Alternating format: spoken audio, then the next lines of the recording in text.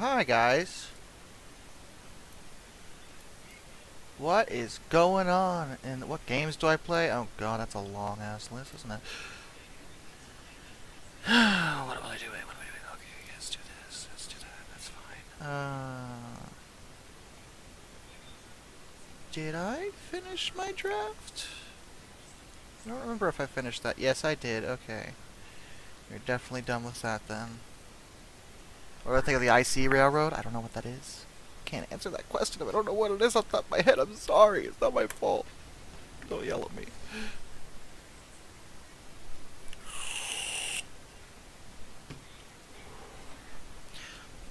Pretty much the only kind of...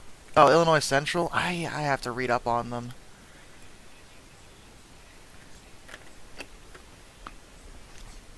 Execute Order 66.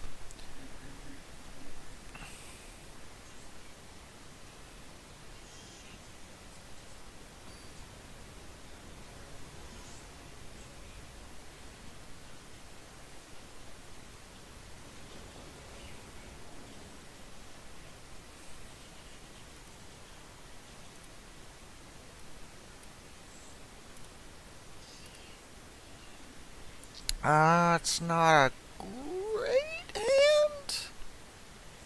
I'll risk it.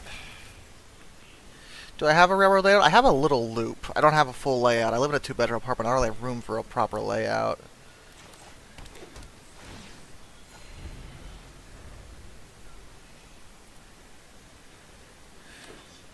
Spur, what have you done?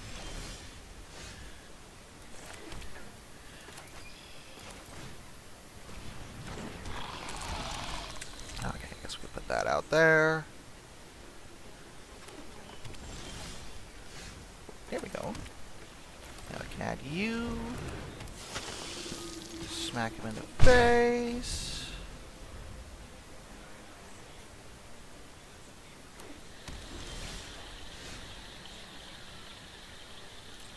Smack him in the face again.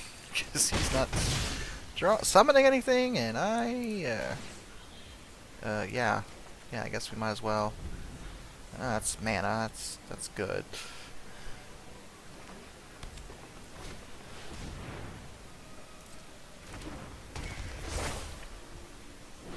Search your library after 2 basic forest cards revealed and put them into your hand and shuffle. Okay, whatever.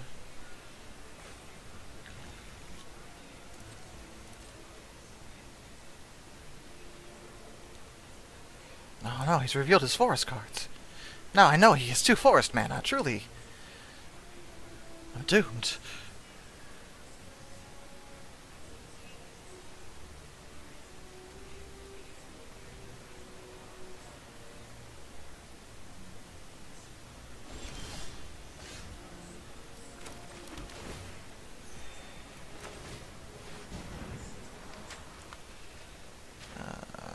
I'm gonna skip the first ones. I really don't need to risk him getting something he needs.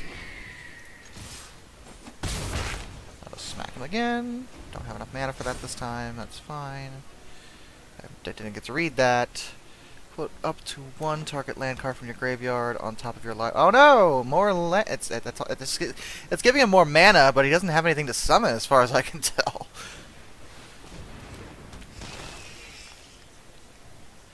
Well, I did make a video about the beaching cuts.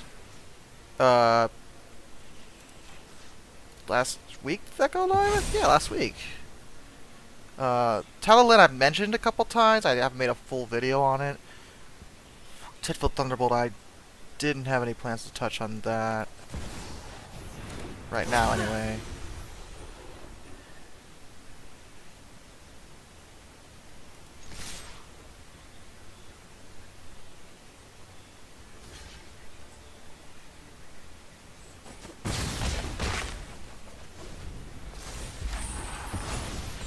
Exile the Saga, then return it to your... Okay, well now he's got that. That's actually really annoying now.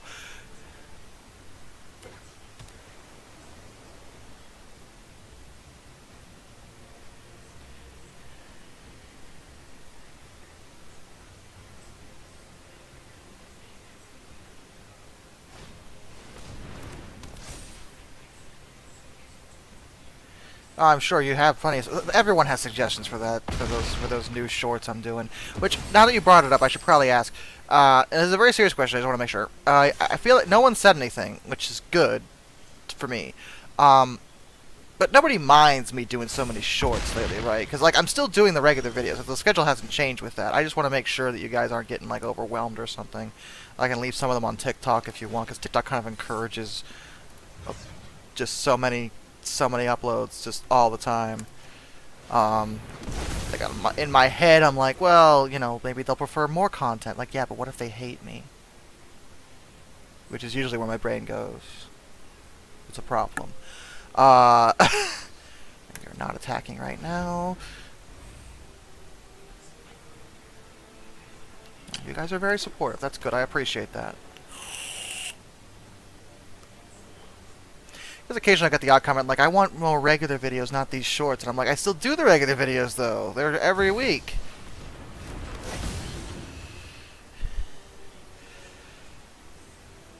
That's bad. That's really bad. Everything I don't like. I don't like any of this. I don't want you to do any of that. Actually, I would rather avoid all of this situation. But obviously, there's nothing I can do about it. So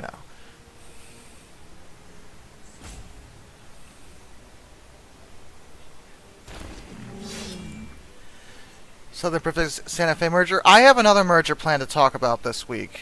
Well, go up for um, it'll go up for channel members, and then next week it'll be live for everybody. Won't tell you what it is yet. It's not that one, but I do want to start talking about mergers because people seem to be really interested in that kind of stuff. Those do really well. Heck, do I really want to take that to the face? I really don't. Ow.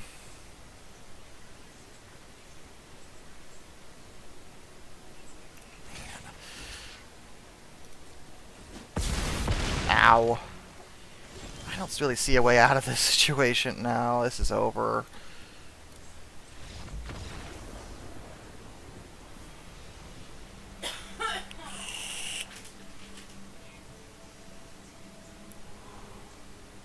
I know what a steam engine is, okay? Which, by the way, if you like the shorts, I did just upload one before I started streaming that's bomber related. So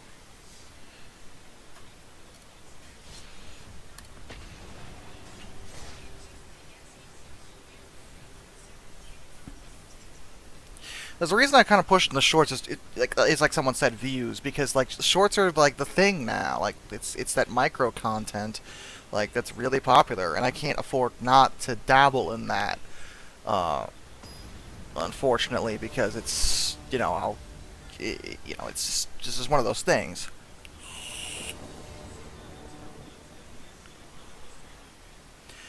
That's a better starting hand than it was before. It was last time, so fair enough. Of course, I say that now. I'll probably get screwed later, but whatever.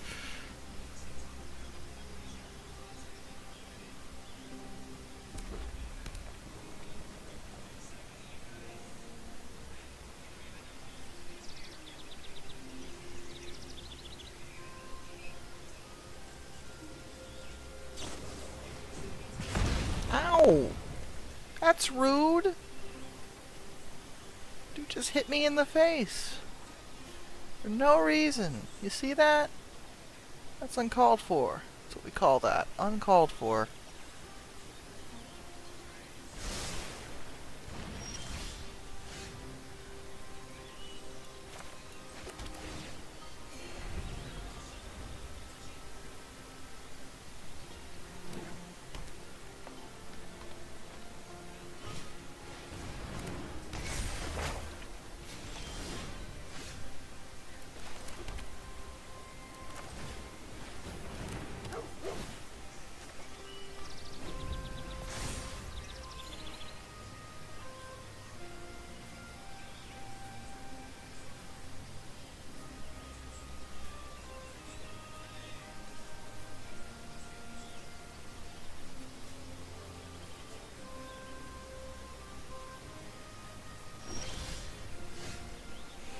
Now you guys want me to do stuff for experimental planes.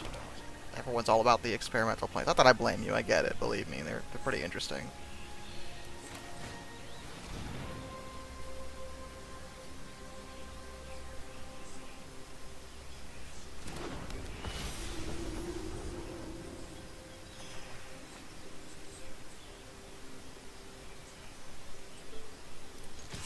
I'll smack you in the face, sir.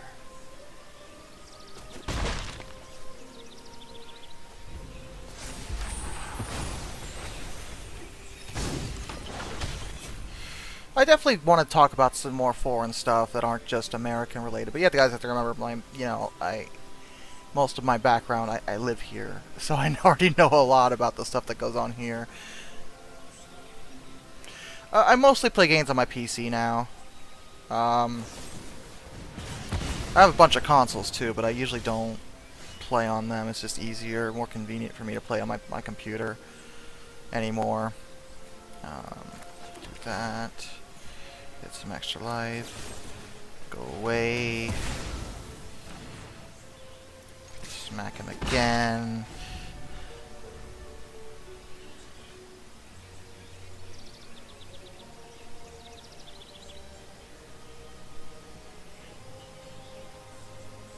This is Magic the Gathering. This is the digital version.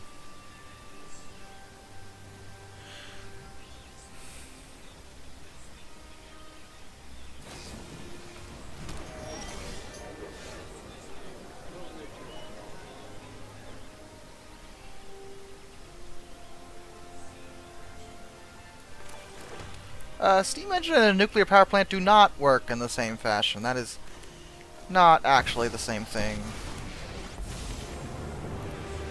Point me towards the fight. I'm ready. Be brave.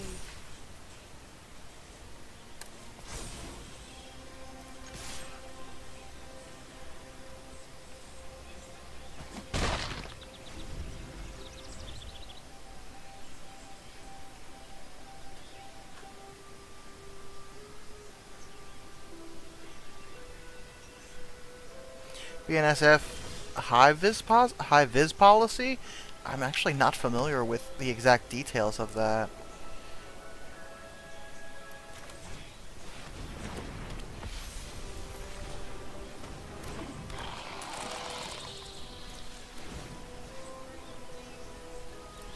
I know there's a hero inside you.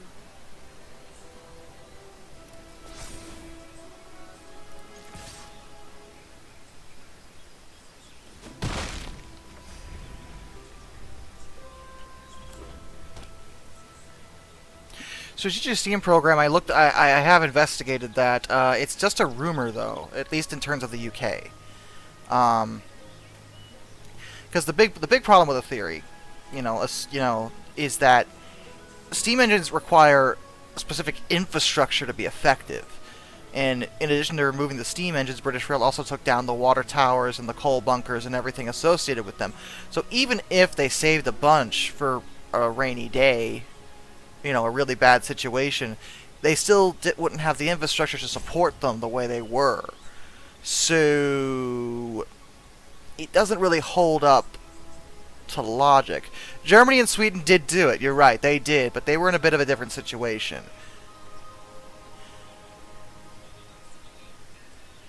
I have tried DCS. My problem with it is it's one of those games where you have to pay a whole bunch of money for, like, everything. And I don't have a whole bunch of money, so, it's kind of a problem.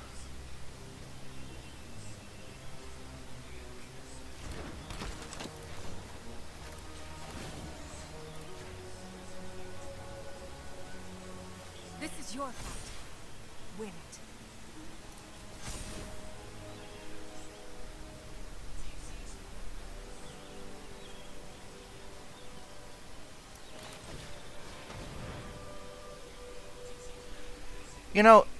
People who don't make content on YouTube don't, people assume that, content creators, we're all loaded because of all that YouTube money. I do make most of my money off YouTube. This is my full-time job now. That is absolutely correct. But I make just enough to be able to say that. just enough to be able to get by. Like, you know, I'm a month-to-month YouTuber where, like, I do make enough money to live, but I don't make enough money to necessarily live well or without, you know, I do occasionally Uber to make extra money when I need it. You know, it's not like I'm making tens of thousands of dollars every month. I absolutely am not. At all. You know,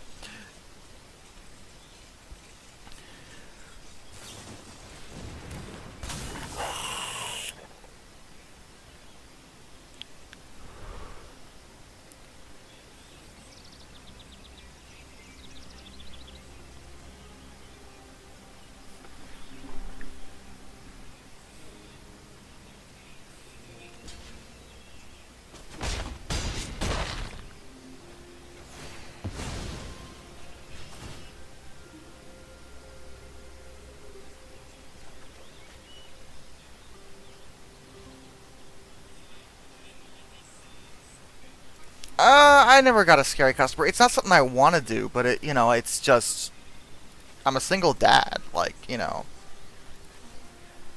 my, my girlfriend lives with me now, so like, you know, she works, and she helps out a lot too. But still, you know, we need to eat. I have a son to take care of.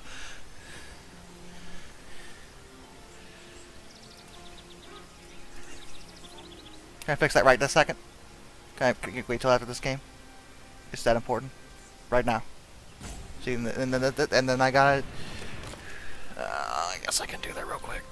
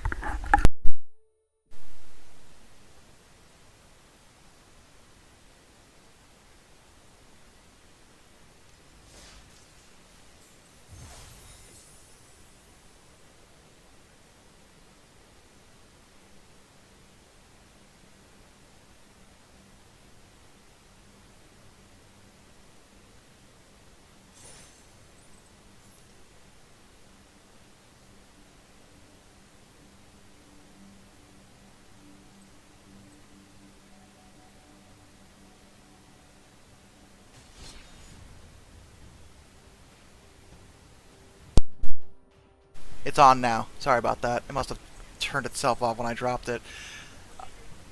My mic got to shut off. Anyway, you guys think I look 20? What? I mean, I'm flattered, but no. My son is 9. He'll be 10 in December. I'm 32. Just so we're clear.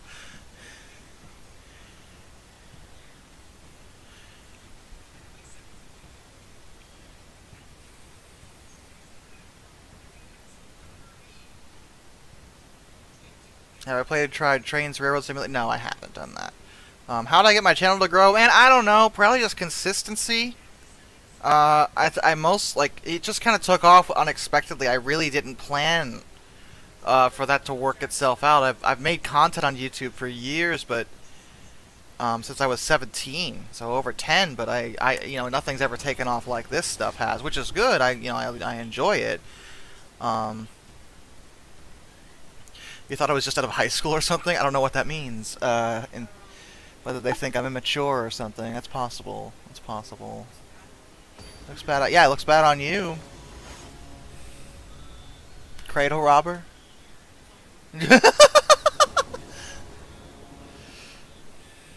No. No, I was just out of high school when I first started on YouTube. Now I am 32. It's been a long time since high school, thank God.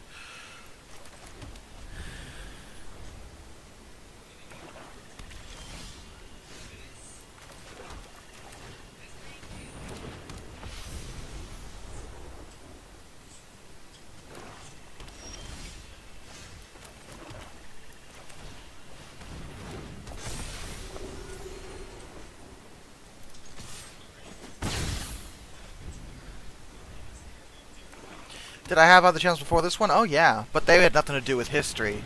I used to, back in the day, and maybe some of you were there for it, maybe you weren't. There was the big thing was angry video game reviews, and I was one of those guys. That was my first channel, which was just called Darkness the Curse. The original channel is long gone, but there's a new Darkness the Curse that I started probably about 10 years ago. Never got as popular as I am over here, obviously, but it's actually still linked in the description of all my videos. I don't do anything with it. I don't do gaming-related content anymore. But I do leave it up because I know I have some people who like my older videos. So, there you go.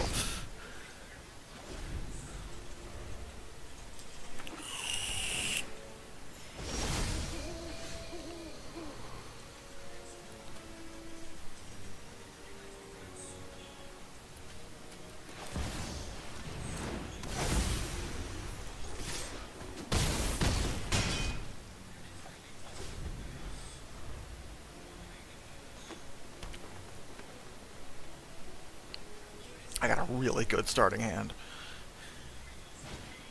Oh, you're welcome, Johnny Doe. I'm glad I was able to help, you know. Johnny Doe's around a lot. Don't you judge Johnny Doe. I'm not. Are you judging him? Don't do it. You judge me all the time, yeah.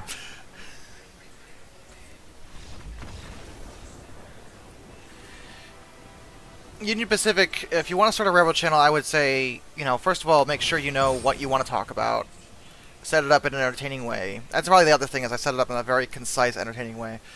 But, you know, be consistent with it, you know. Even if it's just railroad footage, like I actually have some people who follow me that have even more subs than I do, and I check it, and it's literally just train spotting.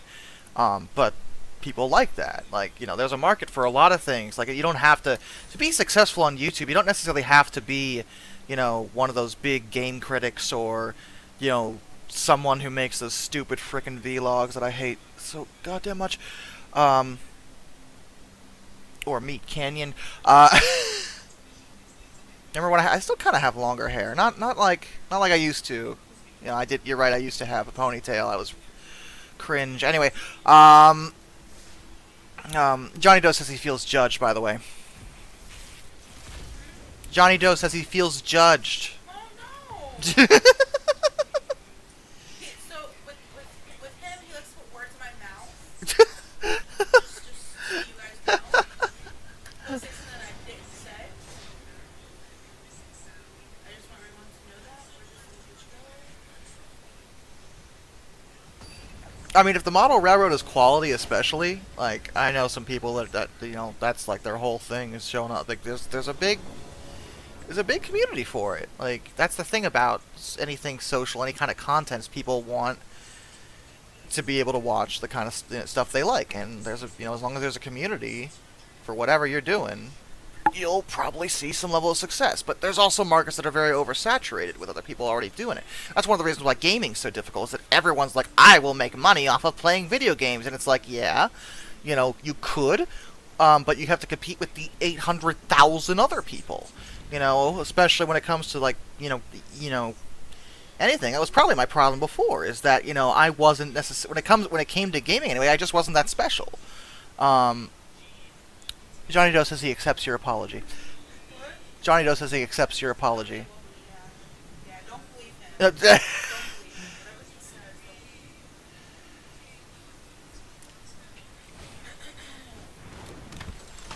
believe him. If I could drive any historic locomotive, I would drive any of them, frankly.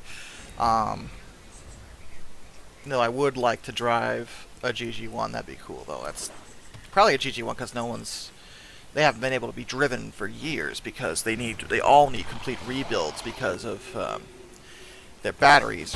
Incredibly dangerous and toxic nowadays. They do not meet safety standards at all in the modern day.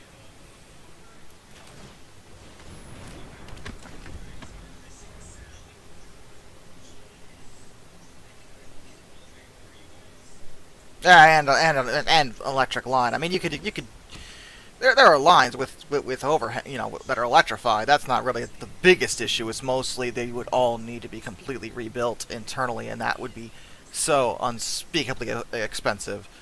Um,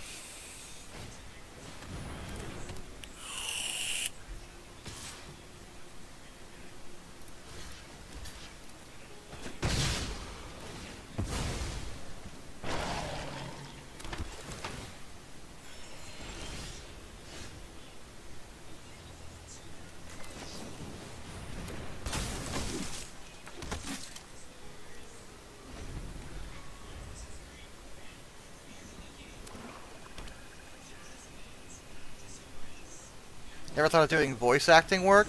People have actually asked me that before, but I've never been offered any kind of roles. The only one I ever did that I could think of recently was for a friend of mine who made a funny Sonic video. He asked me to voice Shadow for him, which, according to the few people that watched it, apparently the Shadow voice was the best thing about it. So I guess that means a lot. But it's just it's not something I ever wanted to pursue because it's another oversaturated thing. Like every freaking anime or video game fan is just like, I'm going to be a voice actor, and it's like only so many of you can be successful at that, and you realize that, right? Like follow your dreams and everything, but I'm in a weird position myself when it comes to my life because I can't really take a lot of risks when it comes to things. When it comes to, follow your dreams. No. I have a son who needs his dad to be stable. I can't just throw everything out the window and be like, I'm doing this now because it's what I want to do with my life. And that's really sweet. But it's just not something, I can't really, I can't risk that, I guess is what I'm trying to say.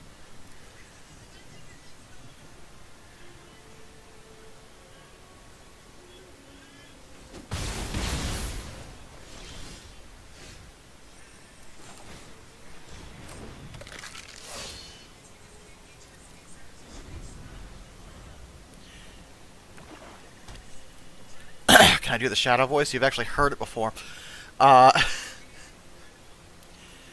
It all starts with this.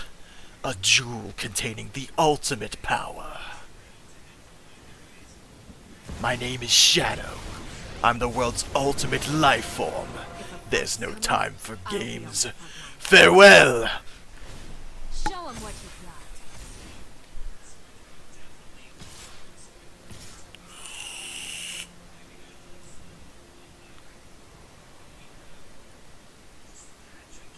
Hard to find a compatible engine? I mean, it depends on the inner workings. I don't know.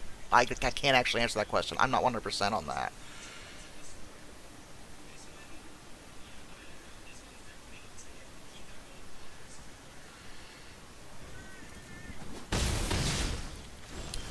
Hello, cat.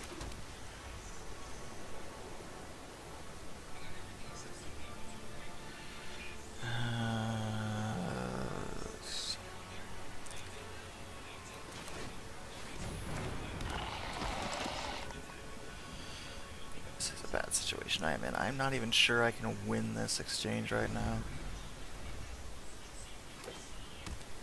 What my favorite Sonic game says about me? Yeah, I mean, that'd be funny, but I wouldn't be able to put it on this channel.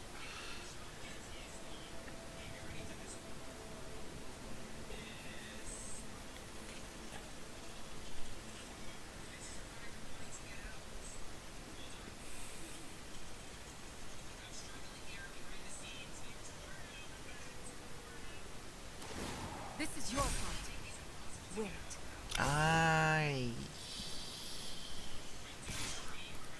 I'm just gonna concede. I can't see myself winning this.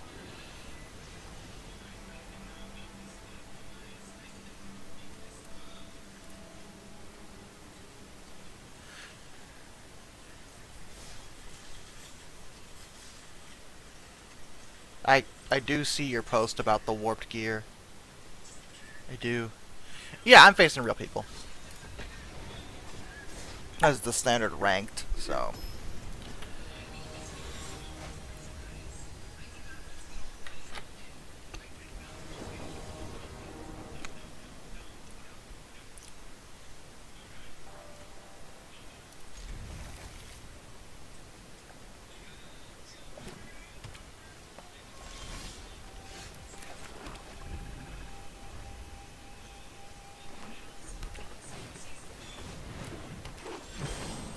How can you fix warped plastic? To be honest, to me, I'm not an expert on this, but to me that sounds like a situation where you might have to replace it. Warped plastic is not something that's easy to actually fix in most situations. Once it's warped, it's warped. Plastic tends to retain its shape, and if it's warped, it's hard to make it go back to the way you want it. So that might be a replacement kind of situation.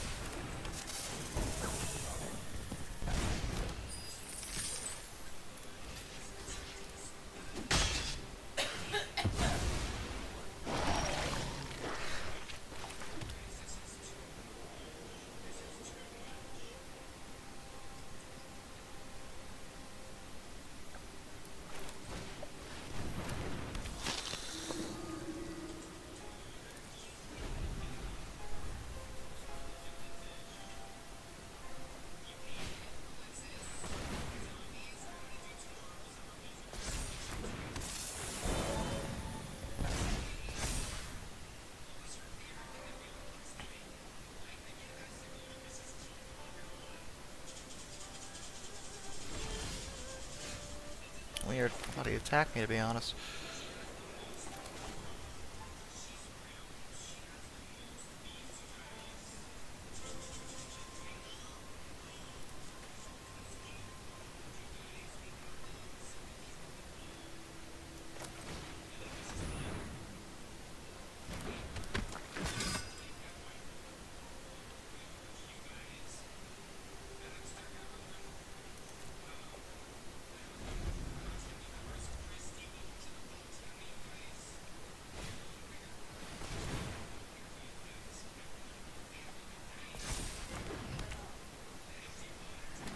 No! No! Bill, Bill.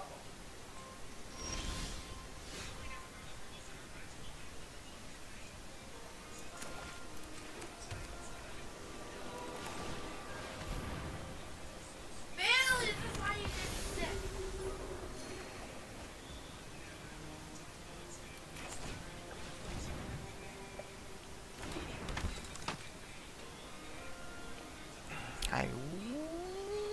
Never mind, I'm not going to attack. I need it. Not relevant. Bill, you're gonna get sick. Dum-dum.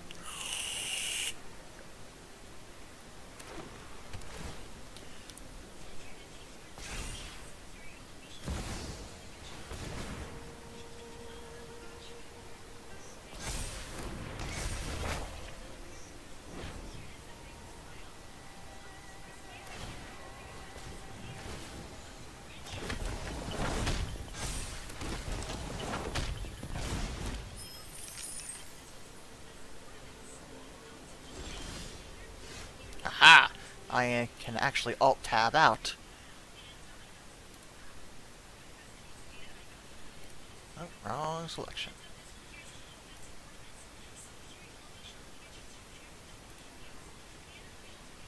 Do you work with model trains? My dad has a ton. I haven't worked with any myself in a while. I have some, but it hasn't been something I've done. I am getting rid of this blasted thing. I'm over it. I'm over it. I'm over it. It just keeps getting stronger, and I don't like it. And I hate him for doing that. I'm gonna smack you in the face. How about that?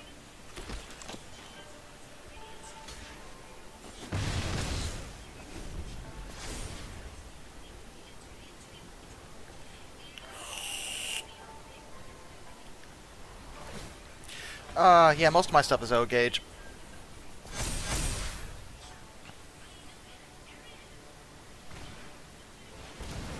My dad has some old Marklin HOs, though, which are pretty cool. They're mostly German diesels and stuff.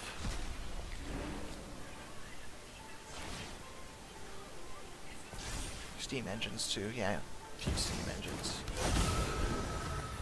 Oh, he has trample? That's disgusting! Okay, we'll, oof.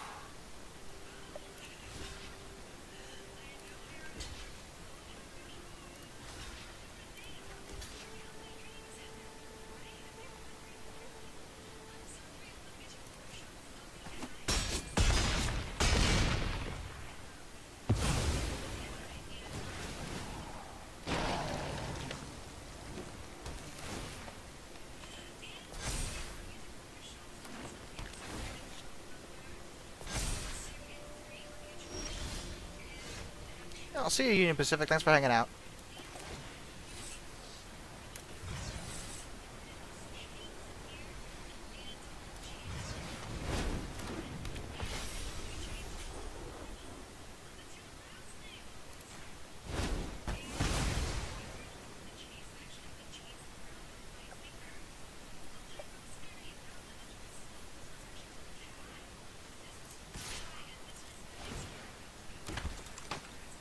What a plebeian. Bye, Kane. How dare he not know the obscure and barely even released PS2 game Haunting Ground that's the spiritual successor to a game that didn't even get its first version localized. I know about Haunting Ground. I don't know who you talking to. Ted doesn't. I was making fun of... I was making fun of both Teddy as well as all of the big companies for doing everything in their power to buttfuck this series. I'm streaming, by the way. Gotcha. Well, it's still freaking true. Do you have any idea how angry I am at everything involving Clock Tower's localization? Jesus. Clock Tower had a localization. It had technically 3 localizations. We don't talk about one of them. Clock Tower, the game that we got on the PlayStation called Clock Tower is Clock Tower 2. Oh, it's one of those. Oh, it gets worse. The next game that was localized is called Clock Tower Ghost Head, which is a spin-off that has nothing to do with the story of Clock Tower, was localized as Clock Tower 2. The only game in the Clock Tower series that is properly localized is Clock Tower 3. That's the only one that has the correct name. What I think is really sad about Clock Tower 3 is that I think it's a really good game, but it is not that Clock Tower. But I still think it is an excellent title. Hey Josh. Hey, Kane. I think you should stream Clock Tower 3 for Halloween. Yeah, I bet you do. Yeah, it would be very successful. No, it wouldn't. Probably not, no. No, it wouldn't. I do really, really like Clock Tower 3. As a weird way for me to as a weird point of comparison, okay, are you prepared for this monumental butchering of a summary of what Clock Tower 3 is? Sure. Imagine Resident Evil... Dragons. Sorry. Imagine Resident Evil with a mix of Murdered Soul Suspects with a mix of Silent Hill Shattered Memories, and finally, a little pinch of Sailor Moon.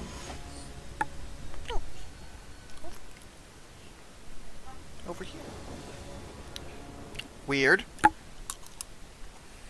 Oh, right, and Ghost Whisperer. I forgot about that one. Also mix in some Ghost Whisperer. Yeah, but you like all those things. Most of those. I wouldn't say I like Resident Evil. Oh, thank you for the $2, Pacific. I appreciate that.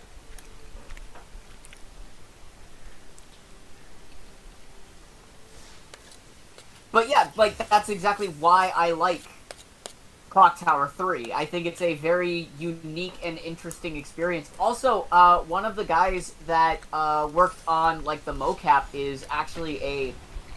was he a movie director or cinematographer? He was a really famous Japanese, like, movie maker or cinematographer that actually did...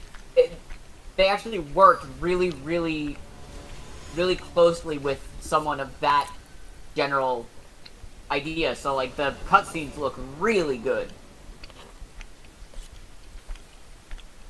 A bit goofy at times, admittedly, but very good. Yeah, but it's not Resident Evil. Clock Tower 3, let's see. But I think that the worst thing about Clock Tower 3 is it's stuck on the PS2.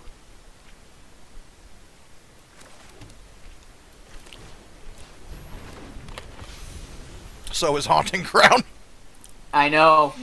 I know.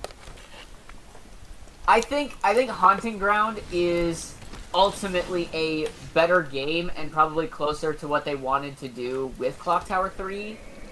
And I think it was a really good idea for them to make a new IP. I think the sad thing is, I don't think it would have worked as a Clock Tower game. Like Haunting Ground was going to fail no matter what. Like, that game was just destined to fail. And it sucks. It was too... Frankly, it's gonna sound weird. Well, it might not sound weird to you, but I'm gonna say it. Do it. It was too good for American gamers of the time. I think the other thing too is, what year did Haunting Ground release again? It was around the same time as RE4, which was another problem.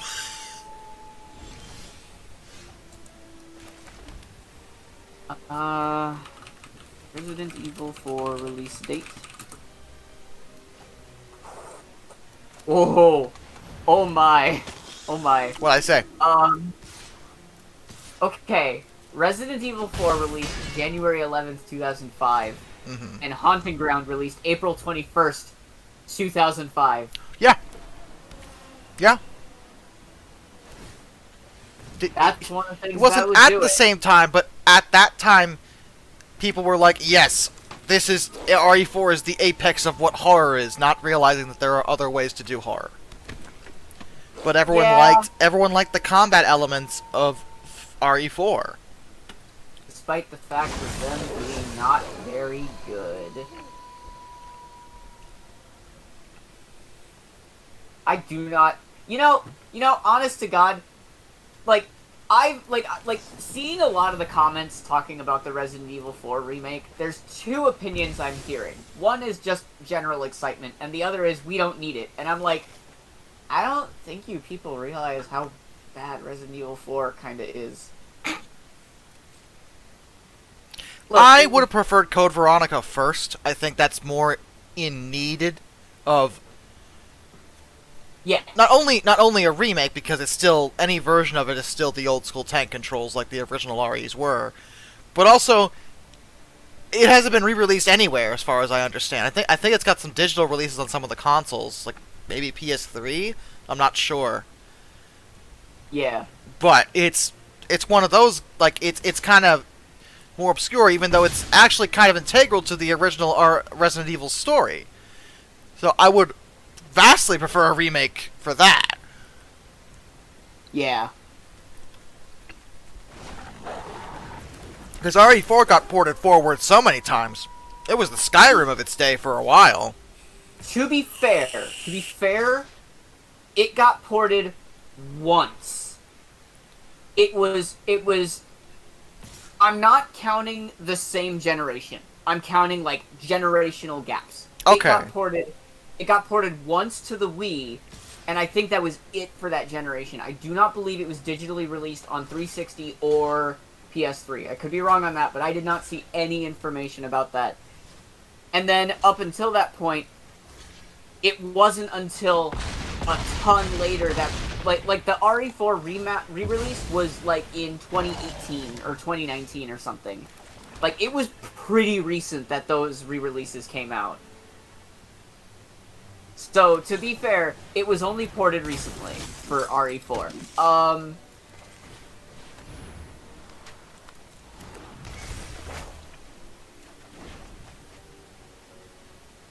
So, I don't... It's not as bad as Skyrim. But what is that... What is that even saying, Kane? I know.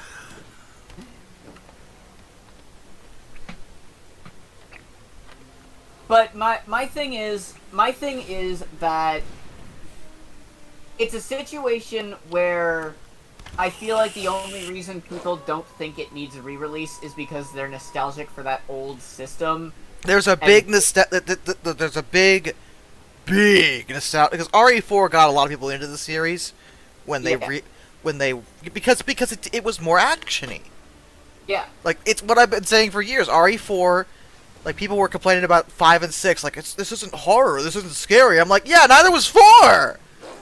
Like, like 4 Yeah, did this. The only reason you people didn't like 5 and 6 is because they actually controlled somewhat decently. Yeah, 4 still had the hindrance of the controls like the old games had. But I also don't even think that really... That's something that I've never agreed with. I do not believe that hindering your control counts as horror. To me, that you can still make a game control well and still make it scary. Like, if you want a good example of that, Silent Hill controls really well. Even if it has tank controls. When I hit the attack button, yes, it's gonna have a wind-up, but I know exactly how that wind-up is going to go, and I know where that strike is going to go. Like, that's a thing that works in terms of the controls. That's fine. Resident Evil 4 is just like, oh yeah, it controls bad. Get over it.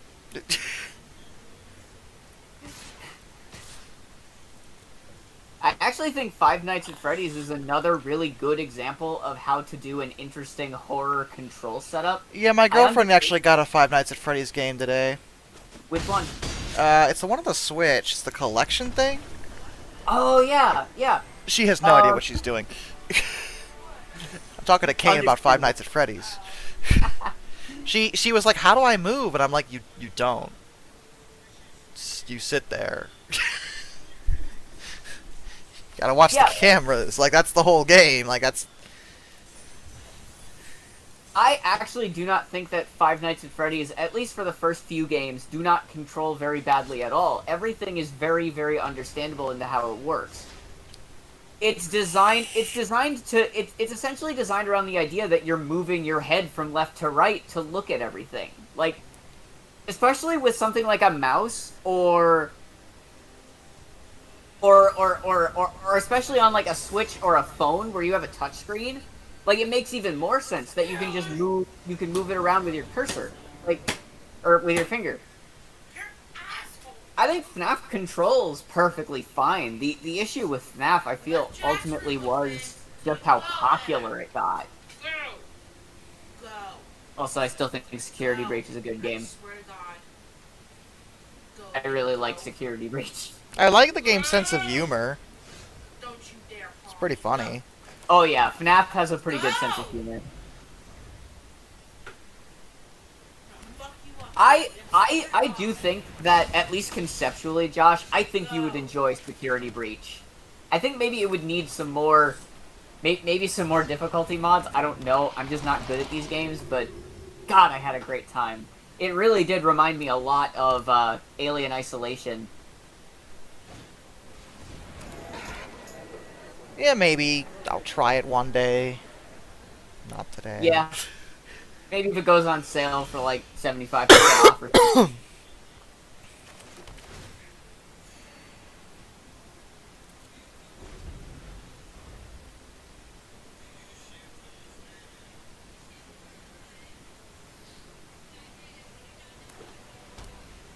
Yeah, sorry about that. My cat was being bad, and she had to get him away from the window by beating on a pillow. He's destroyed my blinds.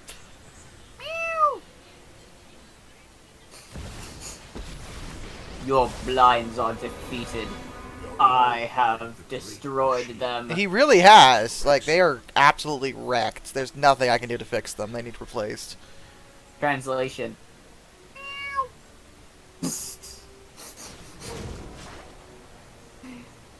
Phyrexia, welcomes more. one of my favorite horror games that I will always stand by, despite it really not being anywhere near AAA, and definitely needs. I would love for like a definitive edition of this game to come out. It never will because it's a Hudson Soft game. That's Yeah, another that'll reason. that'll do it. That's another reason Clock Tower 3 is a problem, because that's also a Hudson game. Uh, but one of the games that I love very much, and I've talked about it before with you, Josh, a lot, but I love the game Calling on the Wii. It is such an interesting little horror game. It's super budget, super not Resident Evil, but I really enjoy it, being kind of like a console Amnesia: The Dark Descent to a certain extent. Interesting. I really like if you can look up some gameplay at some point, it's very cool. Like you use the Wiimote to open drawers and open doors and stuff like that. Like they actually do some interesting thing with the pointers for solving puzzles, and I really think it's a unique game. It's not something that you're gonna rate a 10 out of 10, but it's definitely a worthwhile experience if you can find a copy. I am familiar with Spooky's House of Jump Scares, and also its rebranding to Spooky's Jump Scare Mansion. Why'd they change it? That's right. I played it before. It was cool. I actually have no idea why they changed it. I'd have to look into that, but it's just a simple, free little downloadable horror game that you walk into a mansion owned by a ghost named Spooky, and they're like, "Hey, go explore my mansion," and then you just keep going room after room after room, and you just find legal action from a mobile dev. Pathetic. Mobile game developers getting mad at indie gamers? Come on. Mobile games already have a bad name. Stop giving it a worse one. But the mansion. Oh, legal action from mobile. Oh, okay, yeah. Sorry, Yeah, I know, right? As if mobile games needed more reason to be shat on. I mean, I don't think it has anything to do with it being mobile. I think it's just them being like, "Hey, how dare you?" And it's like, okay, we'll change it, whatever. Jesus, it's not a big deal. Just it reminds me of the guesses that Duck and I have as to why Detective Conan had to be changed to Case Closed. Conan the Barbarian, and I'm like, fucking shallow idiots. Doesn't even sound alike. Yeah, I can't imagine anyone getting those two confused. Not even close to the same thing. And if not, to hell with you. One truth prevails. Dang it, I mixed up my franchises.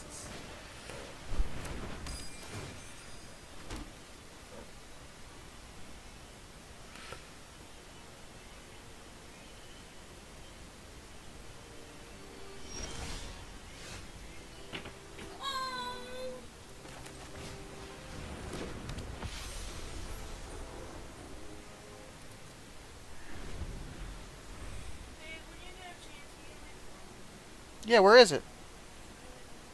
Okay.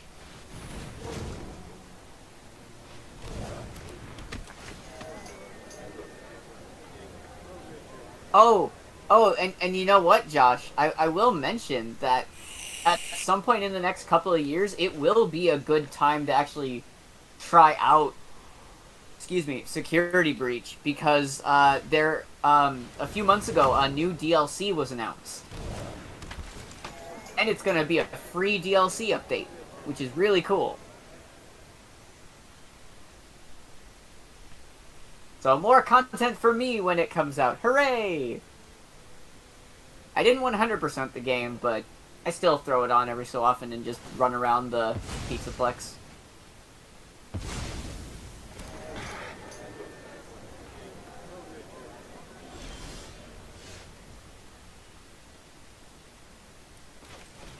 Oh, there's a paid version of Spookies? Yeah, I knew there was a paid version. That's cool. Come on, I'm almost there. Oh, I'd buy that. I can hear you. Oh, you're fine. Especially since I did download the game several years ago and tried it out. I didn't get very far, but if I were to play it again, I'd probably pick it up. Or I'd pick up the paid version. It's so spooky. Indeed. I think a lot of people get mad when free games get a paid version, and like part of me gets it, but I'm like, I mean, did you get value out of the game?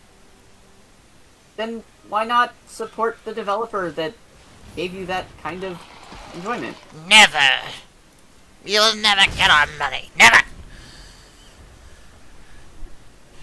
What's the one train I hate most due to reliability issues? Class 17, because British Rail ordered so many of them. It's embarrassing.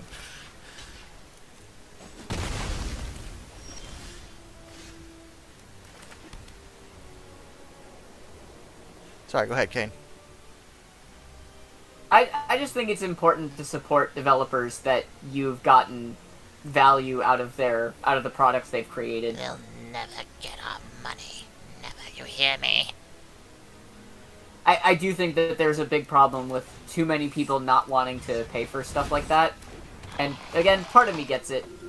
And I'm not saying that you should buy everything immediately, you know, but like if you downloaded and played Spooky's House of Jump Scares, if you played that and got enjoyment out of it, you know, even if you don't play the paid version, picking up the paid version is at least a nice way to say thank you. I don't have a channel, by the way. I don't do anything on YouTube. I'm lame. He's a coward. I am. It's not even a joke. It's true. That's why you won't do it. Yep. It's just like, come on, Kane. Why don't you let people see your people? Ah! Ugh, you know how I hate these things.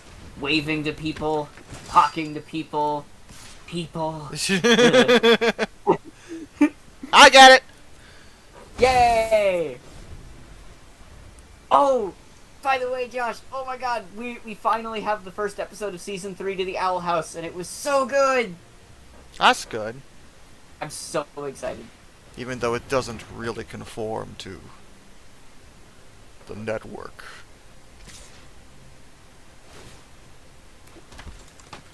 It's such a good show. I'm so glad. I really hope they do the same thing for the next 2 episodes, because if they don't, it's just gonna be so much harder for anyone to watch it. But they uploaded the first episode onto the official Disney YouTube channel, and I hope they do it with the other 2 episodes as well, because I really want to watch them.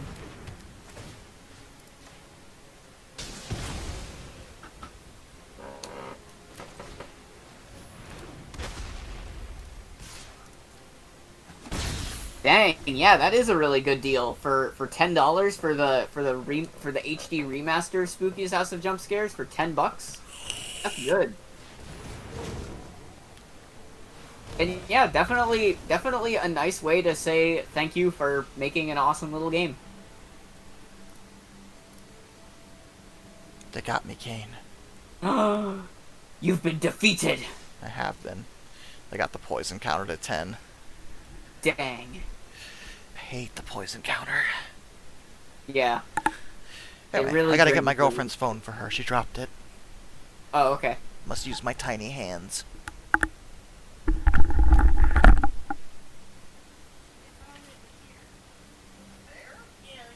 oh.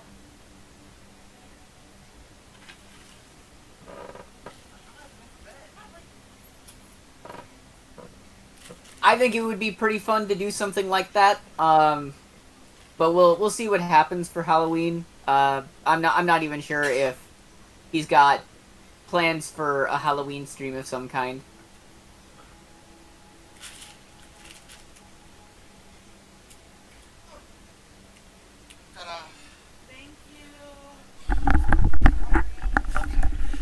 actually. I had to move the bed. That was the problem. Ah, gotcha. Had nothing to do with the size of her hands. It had to do with me needing to move the bed. Well, I'm glad you put that issue to bed. Kane, shut the hell up, man. Nah.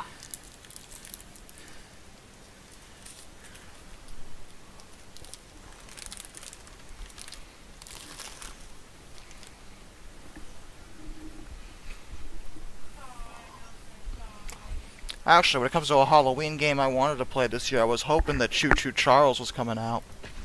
Oh, yeah, I remember that. Let's see here. I don't know how good it's going to be, but I mean, it seemed really thematic, you know? Choo Choo Charles on Steam. They should give us a release date. Oh, unfortunate! Yeah, I know. It comes out December 9th? That's a month too late. Yep. A shame indeed. There's not even, sadly too, there's not even a demo.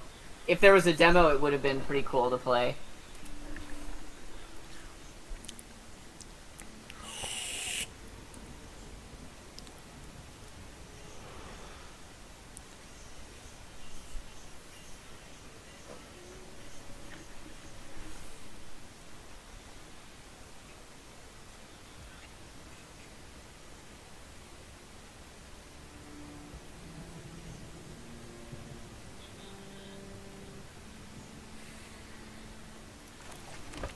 This one's not really horror themed, but it's kind of like spooky-ish. Another Wii game that I really like is, I always forget its name. It's one of those odd ones.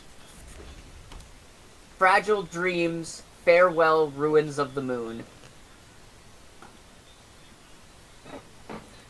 I really like that game. That one also does some interesting stuff with the pointer. Horror on the Wii was really unexplored, I feel like, and it would have done really good. I even think that Silent Hill Shattered Memories is not a bad game. I love Silent Hill Shadow Memories. I think, but to be fair, it was a... No, never mind. I tell a lie. Forgot I said a word. Shadow Memories was good. I think part of the hesitance was, first of all, there was a ton of shovelware. Second of all, no, that was the Wii U. Never mind. Forget I said anything. I was about to say Zombie, and then like, wait, no, Zombie U. Oh, right. Never mind. Yep. Because that game didn't turn out well. Really? Because I actually did play the demo of it, and I thought it did some pretty unique things Well, with the game. people didn't like it. I don't know. I didn't play it myself. I didn't have any interest. Yeah, people usually aren't very right. I know that. Granted, I'm not a horror buff. Keep that in mind, dear stream. But I played the demo of Zombie. I played the demo of Zombie U, and he's a big horror fan. Don't you know that? Yeah. Kane is top tier in the horror industry. Blood and gore all over the place. Oh, absolutely. I liked the game in terms of concept. Like, I thought it did some neat things. It was one of the few games that actually did something good with the gamepad instead of wasting everyone's time. Like, friggin', I will always take an interesting game on the Wii U that does something worthwhile with the gamepad. Like Fatal Frame did a really cool thing with the gamepad too. Yeah. Yeah, I have that. That one was good. I really liked Maiden of Blackwater on the Wii U. Yeah. Like, there were not many games that actually took proper use. Not even a lot of first-party Nintendo stuff took good care of using the gamepad. Like, that was... The Wii U gamepad was such a waste of time at the end of the day. It really sucks. It was wasted opportunity, because it was so cool, and no one used it for anything neat. Mass Effect 3 actually used it really, really creatively.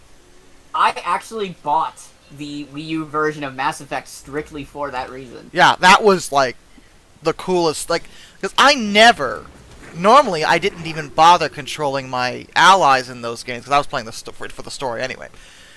You know, but the Wii U the game had made it so easy to do. It was right there.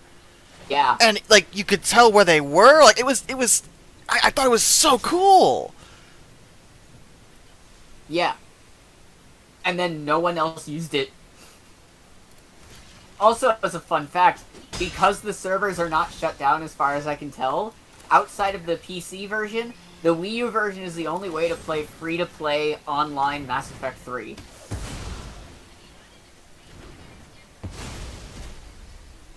Because the only other versions are 360 and 360 and PS3.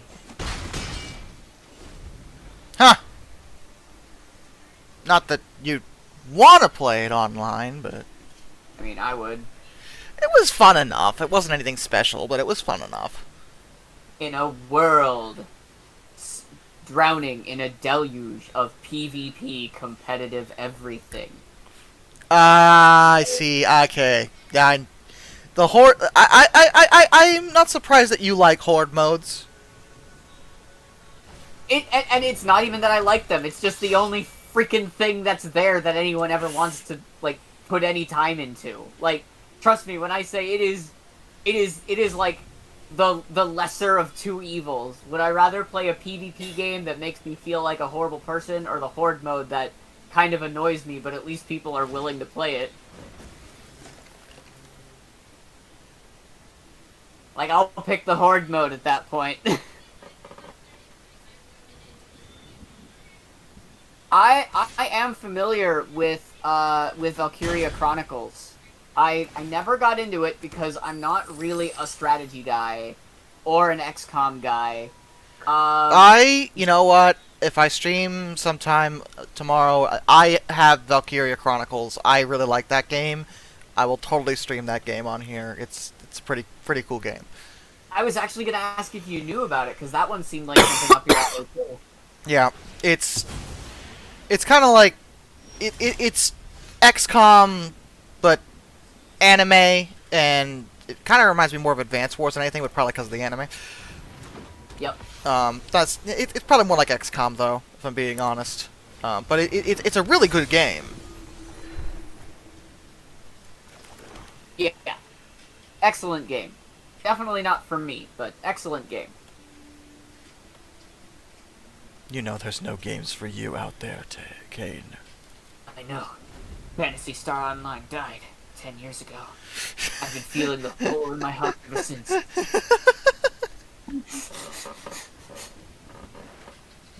I mean, we were making it an anime scene. I had to include a top 10 anime death. It was sad to see it go. It was. Thankfully, I own the GameCube version.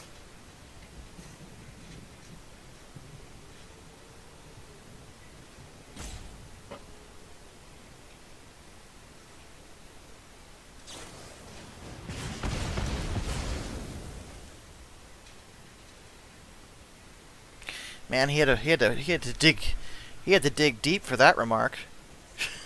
Oh? A mean comment on TikTok. What are the odds? Oh, wow.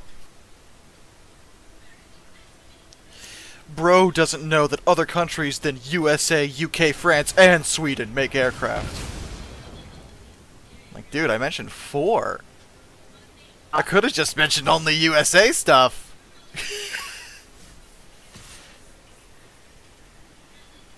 I like parodies when they're done with love, care, and cleverness. I was actually just talking the other day about perfect examples of parodies that do it very, very wrong.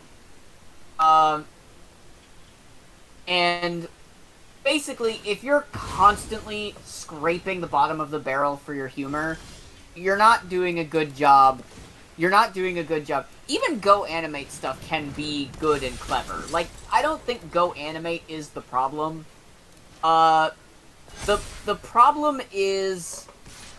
The problem is just people not writing things well. You know, not doing a good job at writing scripts and doing proper deliveries and making actual effort to make something funny. Like, if you want to see 100% parodies done really, really wrong, watch anything of Cartoon Network's Mad. Because I still none of can't believe that exists. none of that show is good. There was one semi-okay joke in the Pokemon Jurassic Park parody, and even that's still pretty bottom of the barrel. Like, it is the worst written parody thing I've ever seen that I actually find offensive.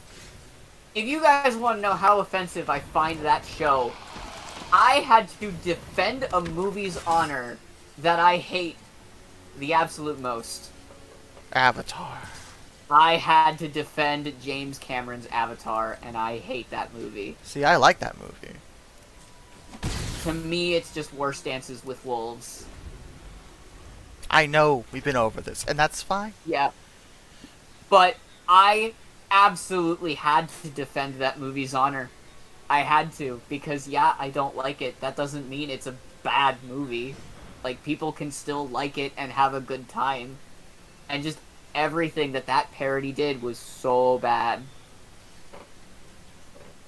But if you want, like, a perfect example of parodies done well, look at any of the later works of Team 4-Star for Dragon Ball Z Abridged, with all the Frieza arc and up, fantastic quality. Hellsing Abridged is amazing.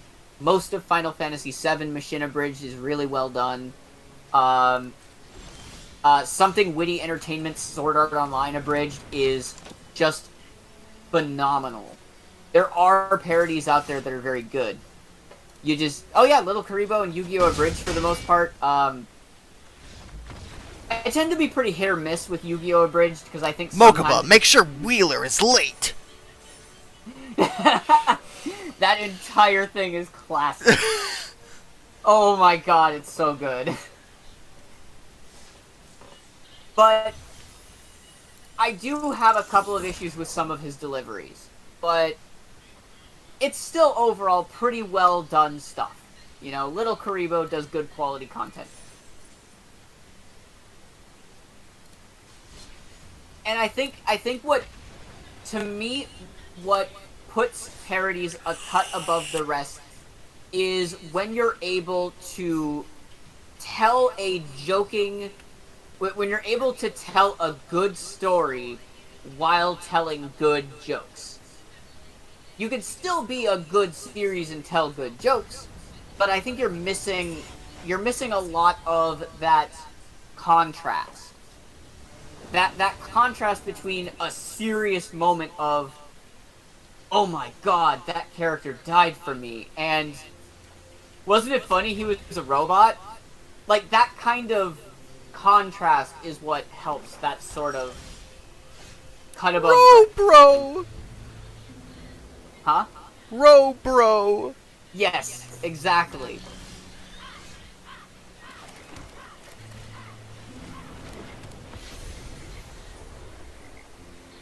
See, I the reason I actually love Team 4-Star's arc on that is that, like, everyone's so hard on Krillin. But Krillin was my favorite character growing up. Yeah. Like, and they were, like, he would, the running gag had been the thing, you know, they played into that, but, like, they gave him his moments. Yes.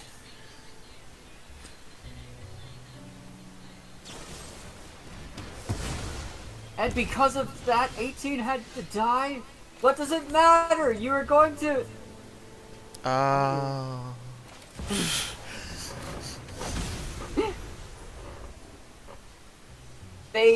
Team 4-Star is so good. By the way, you've seen the DBZ Kai abridged, right? Nobody watched Dragon Ball. Do you remember the part when Krillin got smacked through the house? Vaguely. He got smacked through the house, the Krillin own count came up, and then it, like, cycled through a ton of numbers and then exploded. Yeah, I remember that. That was great.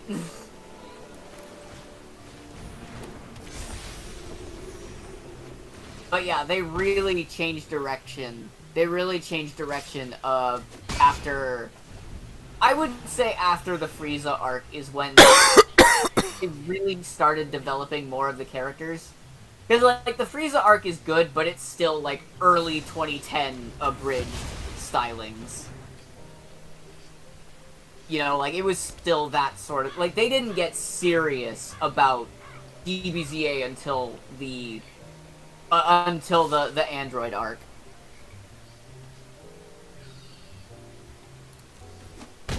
What do you mean? Whose mic? Mine or Josh's? You sound fine to me, Kane. Perhaps. See, I know, he sounds like God. See, the problem is he is. Huh, He is. interesting. That's the issue. Oh, wait a minute. Are you hearing, like, a reverb?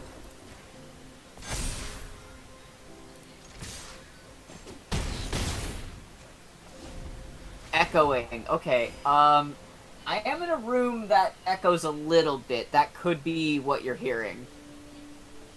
You are simply hearing the voice of God. Sadly, I can't help that much. I still actually need to invest in proper, like, sound dampening panels to put up on my walls. His acoustics are what they are. Accept it.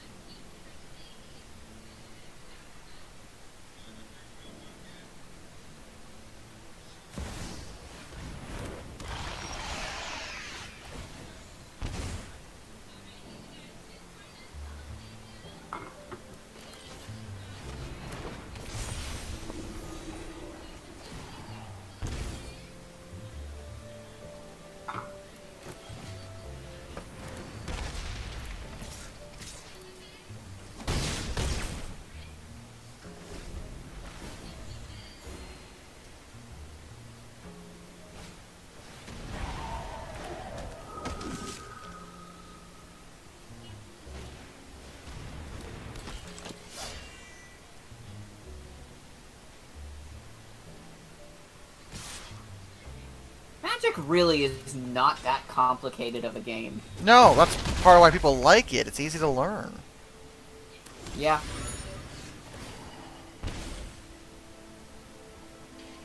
Really is a reason I would have liked to be into it, just because it's an easy game to follow, but... Ugh.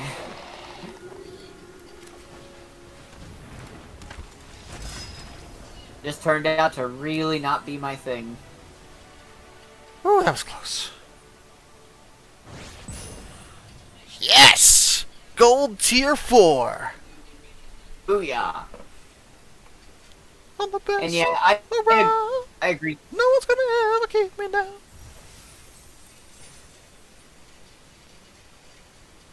Go ahead, Kane, sorry. Nah, you're fine. I agree Yu-Gi-Oh! Is far more complicated. I honestly do not think it was Link summoning that ruined the game. I feel like, in a lot of ways, Yu-Gi-Oh! Has been ruined ever since 5Ds. After 5Ds happened and pendulums were introduced, pendulums are what really soured it for a lot of people. Are you questioning my pendulum deck?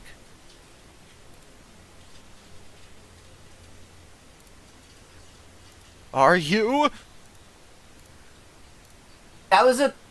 Oh, I'm gonna have to look that up. I didn't realize that oh man, is that a new episode I've missed?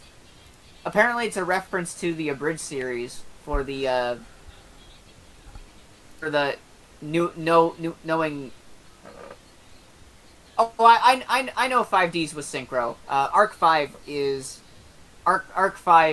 when pendulums were introduced. I misspoke a little bit. Oh,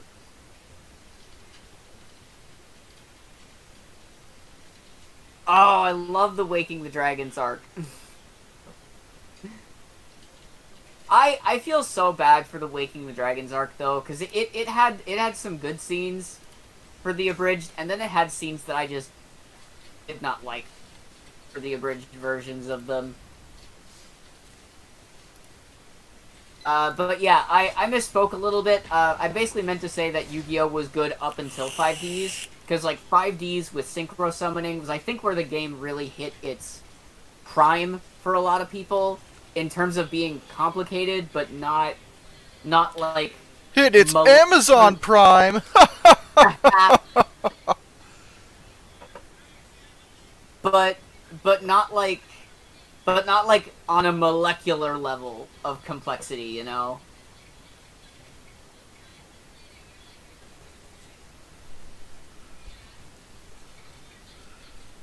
It kind of frustrates me as well, because just thinking, like, looking at Magic, I'm just like, it's pretty much what Rush Dueling is trying to be, just a more simple, old school form of Yu-Gi-Oh!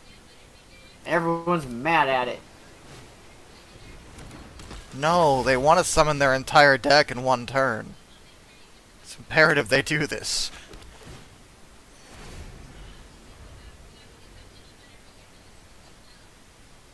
Matt and I were oh, by the way, I talked to Matt. He's all right.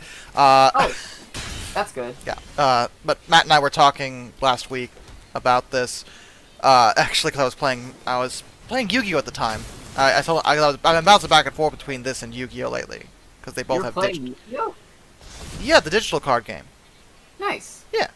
But he in his opinion, they're kind of, and I think he's right. They're kind of polar opposites. Where Magic is, old school. You might be able to. You probably will wind up doing nothing for the first few turns. Yu-Gi-Oh is you do everything in the first turn. Yeah. It's just there's just no in between. Yeah. And I think Rush Dueling could very well be an in-between. It's just that apparently people just don't want to give it a chance. They're too busy making fun of it for being simplified, which is what a lot of people wanted anyway. A lot of people who want the simpler, style are just play Magic. But even that's not really a replacement because Yu-Gi-Oh doesn't use mana. Yeah. So it is different in that way. Yeah.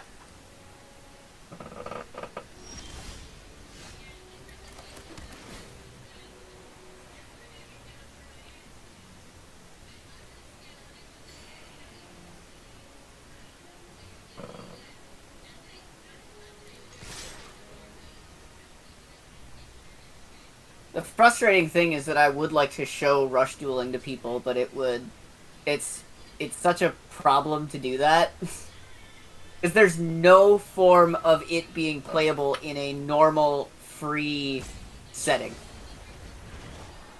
Like, the only way to play Rush Dueling right now is through the $40 Nintendo Switch game, which is not a price that people want to pay to look into this. Especially for an RPG scenario. I mean, if they want to actually push it, here's what they have to do. This is actually a very easy thing to do. They just have to make it a mode in the digital version. There just has to be a mode. It's Magic has a ton of different cues for this specific reason, for different kinds of setups and ways to play the game. Just add that to the Yu-Gi-Oh digital card game. And then people can actually try it with no risk because it's the digital version, and it's all right there. Most of them that are there to play it will probably already have plenty of cards anyway. And that game is, the one thing I will give the Yu-Gi-Oh digital version is they give you a lot of stuff. Yeah. Which is great. I will mention as a side note that it would require different cards. Like, yeah, you'd obviously have to make a Rush deck. Yeah. It would have to be, you'd have to, obviously. But the point is, they'd be able to do it. And be able to try it and see, oh, this is how it works. Oh, that's actually really cool. Yeah, it is.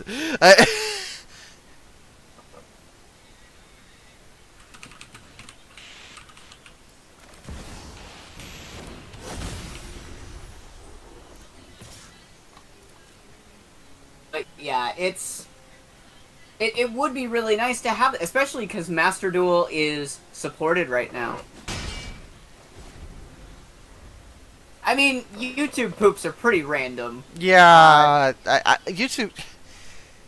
I'm still amazed that they're even still a thing because that is such. That is early 2000s YouTube. That is YouTube in its infancy. YouTube. That's for 2005. Yeah, that is. Wow. You know what else is 2005 for that? Using clips of the Zelda CDI games for YouTube poops. Boy. This piece is what all true warriors strive for. I don't like speed dueling. I've never liked speed dueling because it just adds too many extra weird mechanics, and by that I mean just like dueling skills. I don't like having that sort of thing.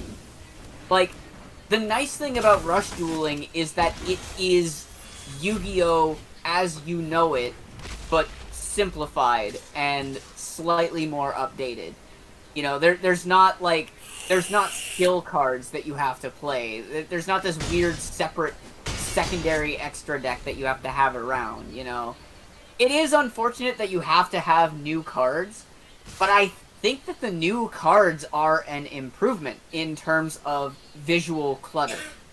I have been a Yu-Gi-Oh! Fan since it originally launched in the US. I want to say that right off the bat. And I've played the Yu-Gi-Oh! Game for a pretty long time. Took a pretty long break, but it's always something I've come back to with appreciation and fond memories. I don't really hate on Yu-Gi-Oh! Generally. Oh, this is slightly off topic, but real quick while I'm thinking about King, I wanted to show you something. Are you watching the stream right now? Yes. Okay. So at GameStop they have this exclusive Bayonetta mystery box, right? Oh, yeah? With a bunch of different stuff in it, and I was like, I want it. Yeah. So it's in their pop figurines, at least two of them were.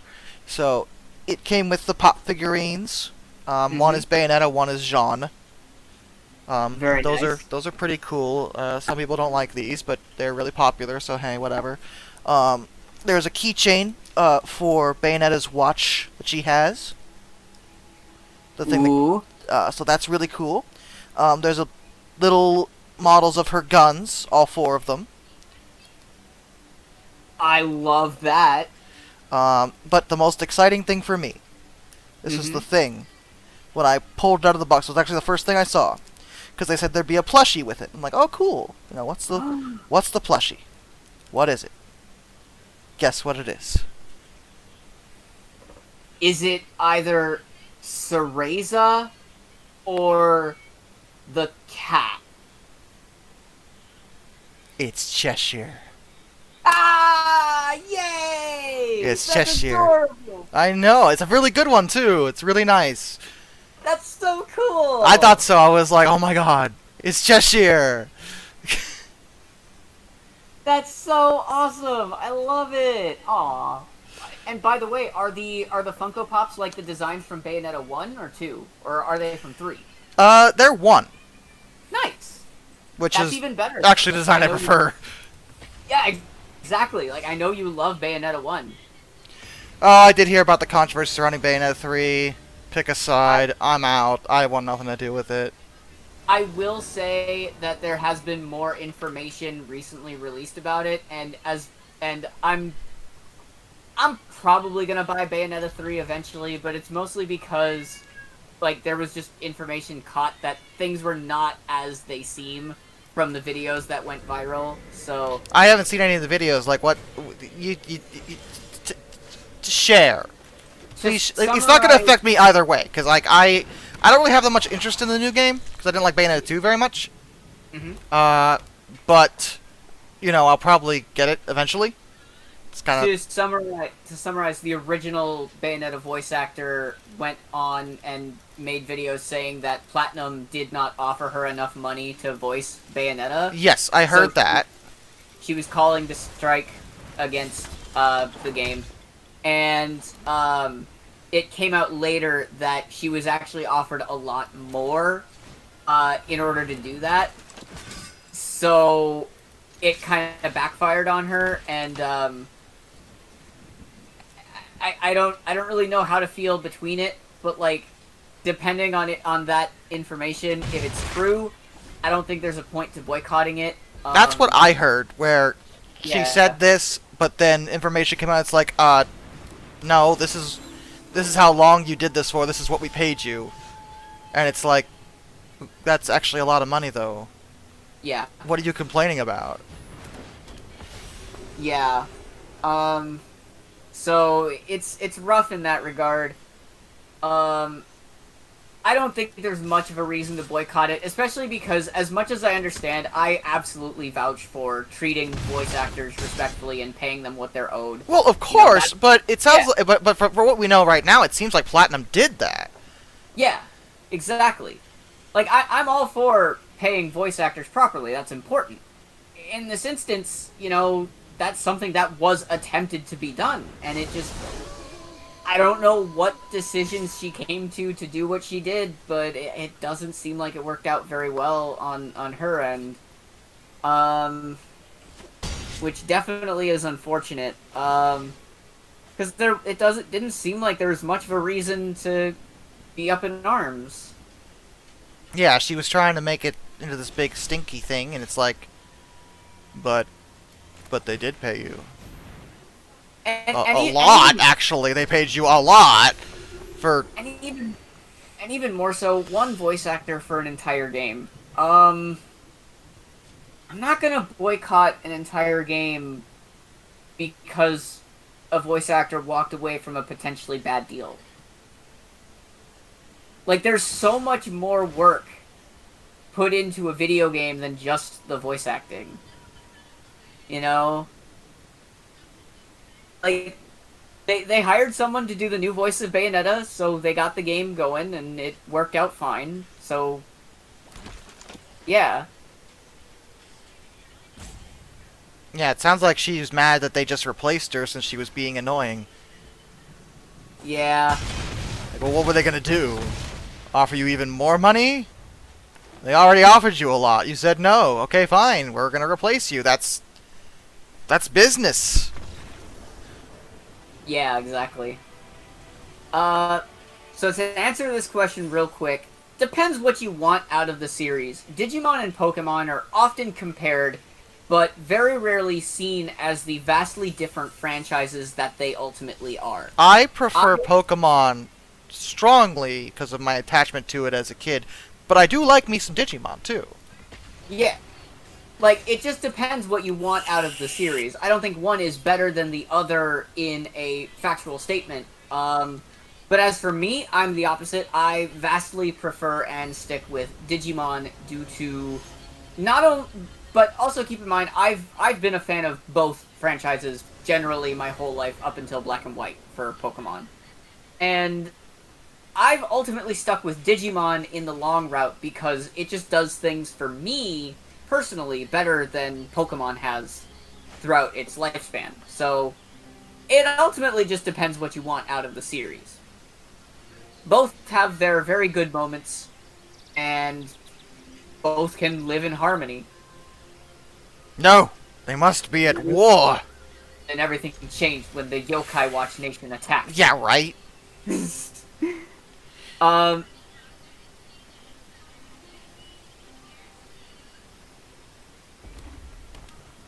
But yeah, to go back to speed dueling versus rush dueling for a second. Like, speed dueling is... It looks like what rush dueling is doing, but it plays very different. Because speed dueling is just Master Rules Yu-Gi-Oh! With a couple of small changes. But the issue is not the speed of which you are dueling. The issue that a lot of people take with the complexity of Yu-Gi-Oh! Is with the core Master Rules themselves. That comes down to a lot of timing issues. That comes down to a lot of unclear card effects that are constantly having to be rewritten so people understand how they work. It's how it's how all of that kind of stuff works. Rush dueling is a format that's aimed to try and address that. And maybe to a lot of people, it addressed it a bit too hard. Understandably so. But it is a format that's meant to speed it up. And I still think that they could do maybe a Rush Duels enhanced version where they maybe take something more akin to a Master Rules Yu-Gi-Oh! Just in a simpler format. I think that could be possible for them to adapt. But for now, Rush Dueling is just a simplified Yu-Gi-Oh! And I don't think there's anything wrong with that. I think a lot of people are treating it as this abomination to the series, but people have been asking for a simplified Yu-Gi-Oh! For a while, and I think this is a very interesting step in the right direction. I think with the updated cards especially. I love Yu-Gi-Oh! I've loved Yu-Gi-Oh! For a long time. You can't And like anything on the internet. I know, how dare I.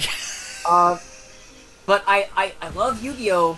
But guys, hate to break it to you, but these cards are too old for the amount of text that you are putting on them. You need to rearrange these cards and update how they look. No, we can still reduce the font size to 1.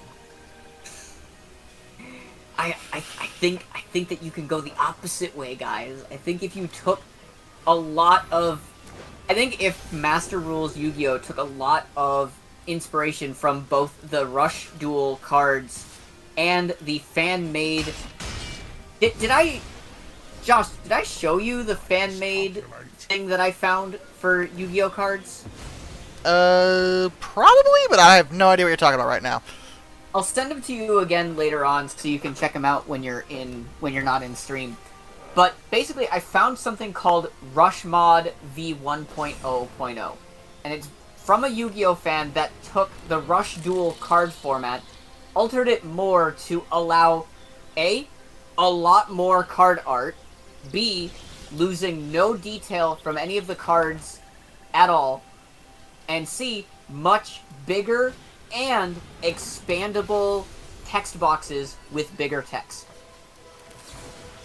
It is a marvelous fan-made design that honestly could very well just be the new canon for both Rush Dueling and for Master Rules Yu-Gi-Oh! Because you literally lose nothing in this fan-made card design. It looks fantastic.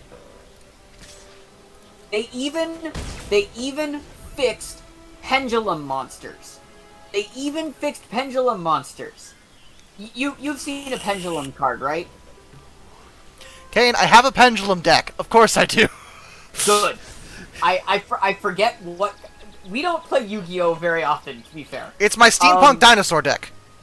Oh, sick! You have one of those now. I don't think you had that last time I Yes, played. I did. It was the first deck I made because it was steampunk dinosaurs, man. Holy crap! It's really been that long since we played Master. Yeah, Duel. I actually didn't even realize it was a pendulum deck until I made it. And I'm like, oh, these are pendulum cards. Cool. So you know how like there's so much less art because they have to have the secondary thing, and like the pendulum icons are on the sides with a lot of wasted space.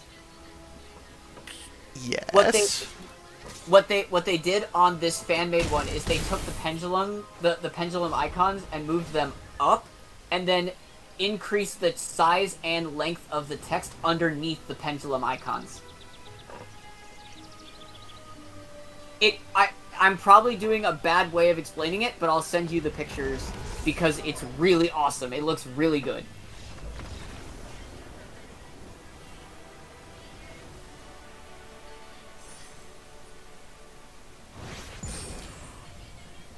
Gold tier 3. Man, I'm on a roll tonight.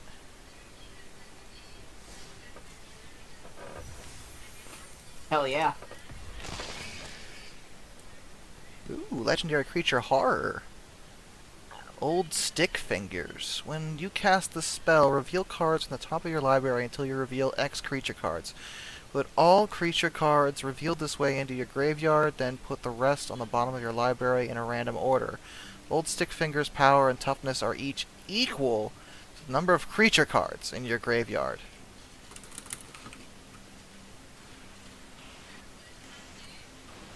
Weird.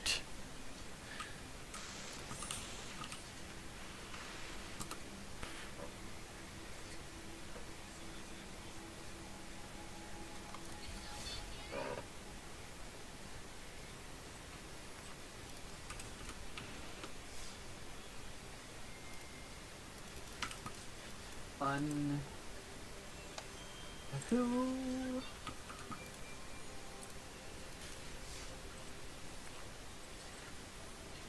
A 3.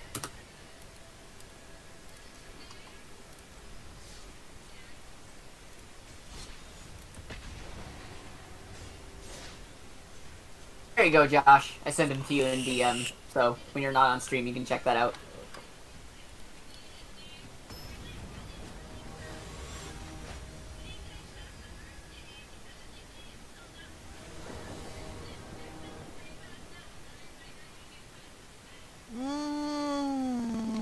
That's not the greatest starting hand, but I think I'll risk it. I'll risk it.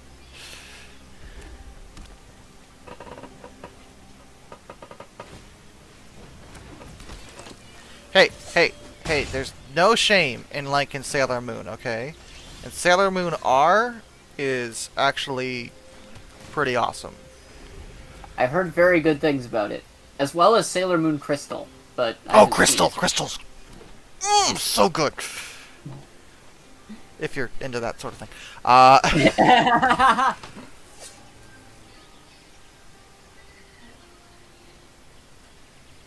Oh no, this is a reinforced Ronin deck. I hate this deck.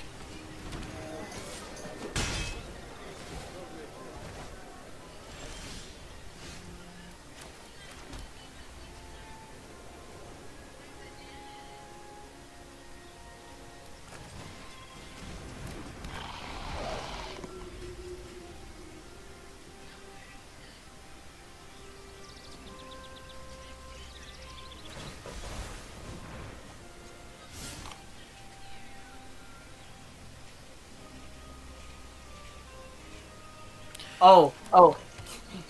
Josh, you know what else they fixed? What else did they fix? You can tell what monsters are tuners at a glance. Oh, thank God. Because all they did was so the level, right? The star level. Mm-hmm. The normal number is a white number inside of a star on the Rush Duel card. Tuner monsters have a green number and a green outline. Thank you for that. Like, that's, like, seriously, this could literally be the new Yu-Gi-Oh! Card style. It's that good. And it's a fan-made mod. It's so freaking awesome.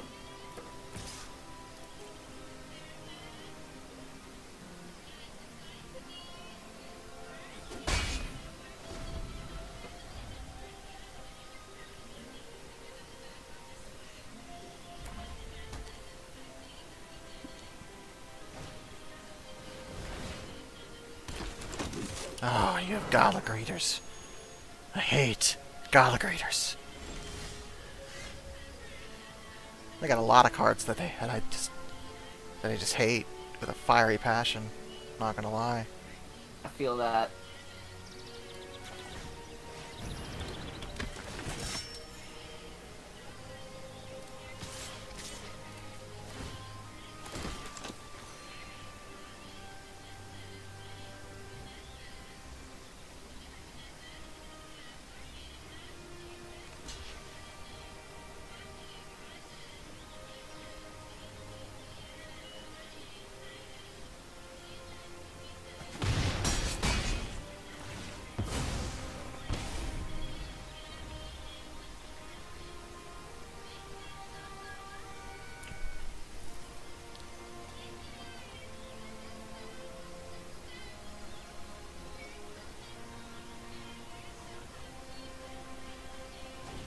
Generation 0? What's Generation 0?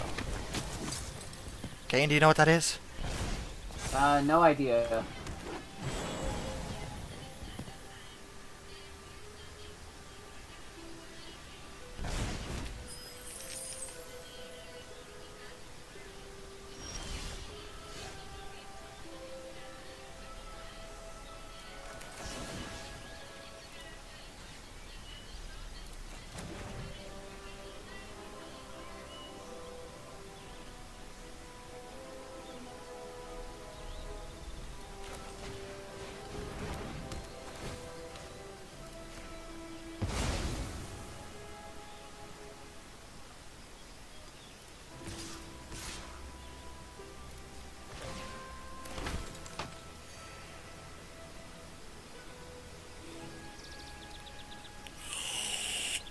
God, I'm gonna have to reinstall Photoshop.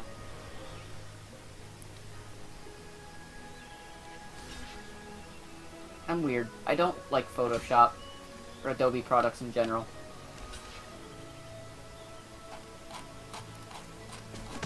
That is pretty weird. I mean, I don't like paying for them. Adobe products are very expensive, but I mean, they're usually pretty good. Definitely depends who you are. Adobe Premiere has never been an editing software I've liked that much. I learned it in college, so I'm pretty used to its interesting. Yeah, it's got some quirks about it. Yeah, I learned it back in the day because my dad bought it and didn't use it much, and I ended up using it way more than he did. But yeah, I just never been a fan. I liked Vegas even less. See, I use Vegas now. I hate Vegas. I don't think it's a bad software, but I cannot use it. I am too visual of a person to deal with that software's non-user-friendly interface.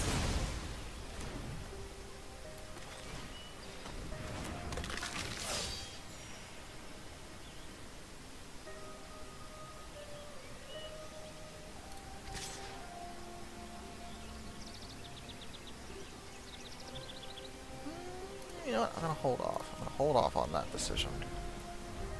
I still don't necessarily think I found the perfect video editor yet. I found one I like more, but... Kane, you're never completely satisfied with anything. Okay, understand that I know this, Uh, but I need you to understand that when I say that I haven't found, like, a proper video editor for me, the one I'm using has one gaping fault that I've never figured out why it does it. If I cut a clip and slow it down, it acts like I never cut the clip, and the rest of the clip that I cut out returns. Weird. I do not understand. And I wish I could find a video editor that would just work for me, but so far, nothing's really been able to work, and I've never fully understood why. I mean, I know why for Vegas, because it is not user-friendly. Vegas takes a lot of getting used to. I've used this for so long that I know exactly what it's all about. But Yeah. boy, howdy, there's some times where I'm like, why are you the way that you are? I've just never liked how slow Adobe Premiere is. Like, Adobe Premiere is apocalyptically slow. And keep in mind that I'm not even using very bad hardware most of the time. I do not understand why Adobe Premiere is so slow, but I just, like, yeah, it worked, but it's also like, hi, I'm gonna take 3 decades to do something that Windows Movie Maker would do in 10. Windows Movie Maker is a lot simpler, though. It is, and it works better than Adobe Premiere.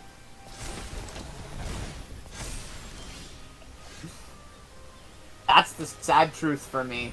I've had better luck using Windows Movie Maker than Adobe Premiere. And I didn't pay for Windows Movie Maker.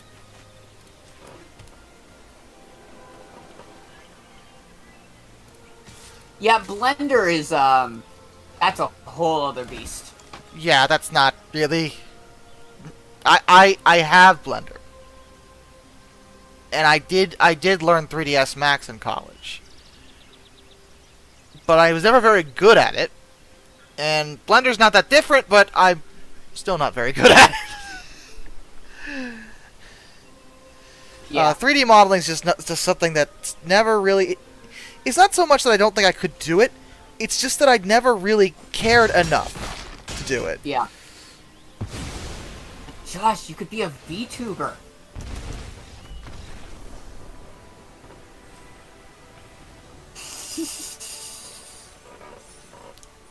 Why? Why would I do that though? I think is kind of where I'm at with it. Why? Like, Addie doesn't want to show her face. Teddy wants to do whatever everybody else is doing.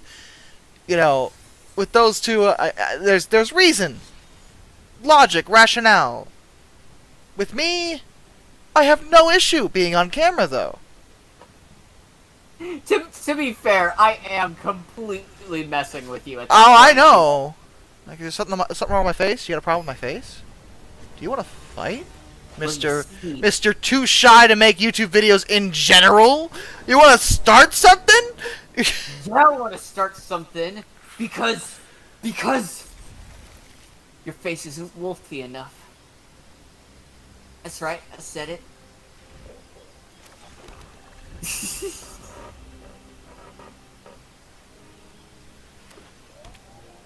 And yes, I'm looking at the running sprite while saying that.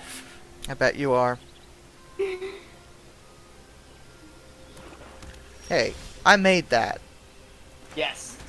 I'm very proud that I actually, when I was 14 and still just getting into the fan character nonsense, I was like, I don't even know, I didn't know how to make animations, and you know, it was something that was always a mystery to me, and some people had them, and I'd like, that's so cool, I want to be able to do that. Never could, and then, over a decade later, I'm like, oh, that's how you do it? Well, hold on. 2 hours of sprite work. Darkness the Wolf can run! Yep, all because I came along and was a bad influence after Sonic Forces came out. Yeah, it was you! It was you! That's right, that is what happened! Because you were Yep. like, hey, I did fan art, and I'm like, well, now I gotta make sprites. Yep. And you did it just to sprite me.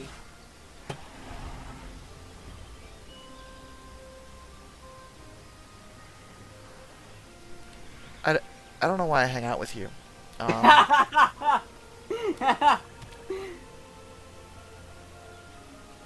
Really, you're just...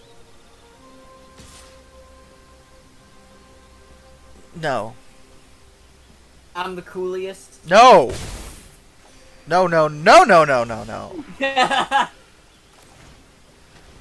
Yeah, I'm kinda way cooler than Darkness the Wolf. I will kill you. One day again. You won't expect it, but it'll happen.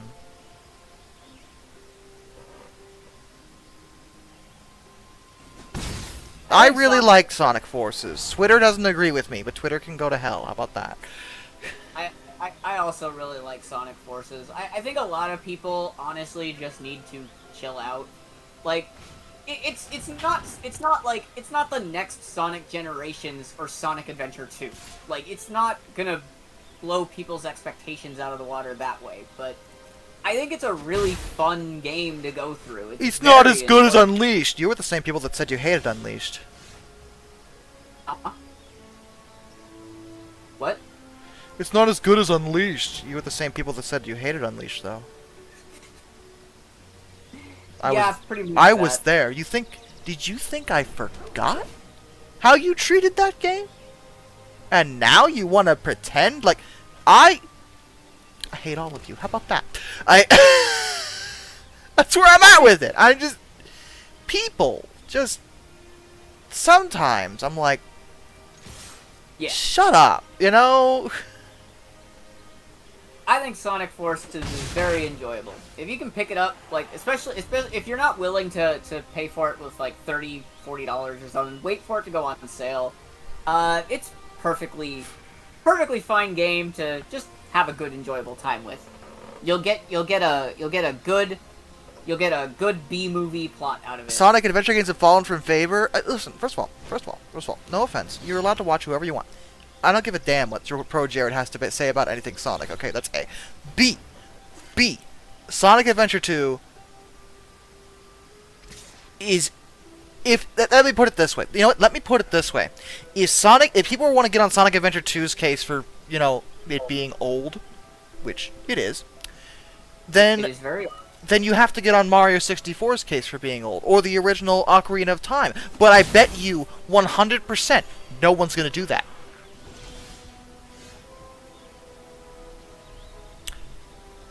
So, shut up. That's where I'm at with it.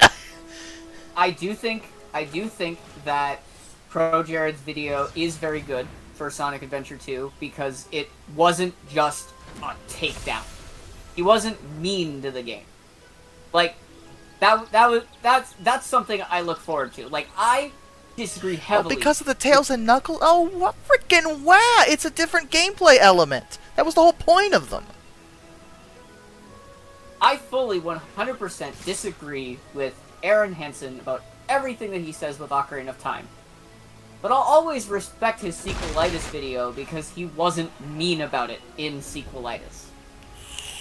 Like, that's the one thing that I will give him. But every time he streams a Zelda game, every time he does anything like that, he's just so mean and bad at the game and blaming it for his own fault. Like, he didn't listen to the owl. You can critique Sonic Adventure 2's alternate game modes all you want. There's nothing wrong with critiquing it. That's okay. Like, I don't think Pro Jared said anything offensively wrong about Sonic Adventure 2. I didn't see it. Based on how they put it, I was under the impression that he may have... First of all, I just don't really like Pro Jared. I don't watch people talk about video games anymore because, for one thing, I used to review them, so I'm used to forming my own opinion. That's A. B. Why do I care what's like? Part of the reason I stopped doing game reviews is I started realizing, first of all, I don't care what anyone thinks about the games I like because I like them. And that's enough for me. I don't need someone... Like, I loved Cyberpunk when it came out. Everyone, you know, lambasted that game's existence. But I loved it. And whatever. But, you know... So why would I watch someone talk about a game like... You know, this is what I think of this, but I don't care what I don't care what you think. I couldn't make my own videos anymore because I was like, but then why should I expect anyone else to care what I think? I shouldn't. I really shouldn't. Not when it comes to that. Like, part of the reason I started doing history was that, like, history can't really be argued against because that happened. No, it didn't. It did. I completely understand that point for certain, you know, like, and this obviously for certain comes down to personal preference, you know. I think it's unfair to... It's one of the reasons why, in a lot of cases, I don't full-on listen to reviews a lot of times. I take them into consideration. I watch things with as open of a mind as possible, and I don't take reviews that seriously. The only time that I do is, like, when people are just being outrageously mean and rude. You know? You can't like anything on the internet. Look, when a guy is calling Majora's Mask a bad game because he's too dumb to notice the giant hunks of ice blocking doors and he has the fire arrows, and then complains about the room that he purposefully fell down which clearly his analog stick moves show that he did. You have no credibility, Aaron.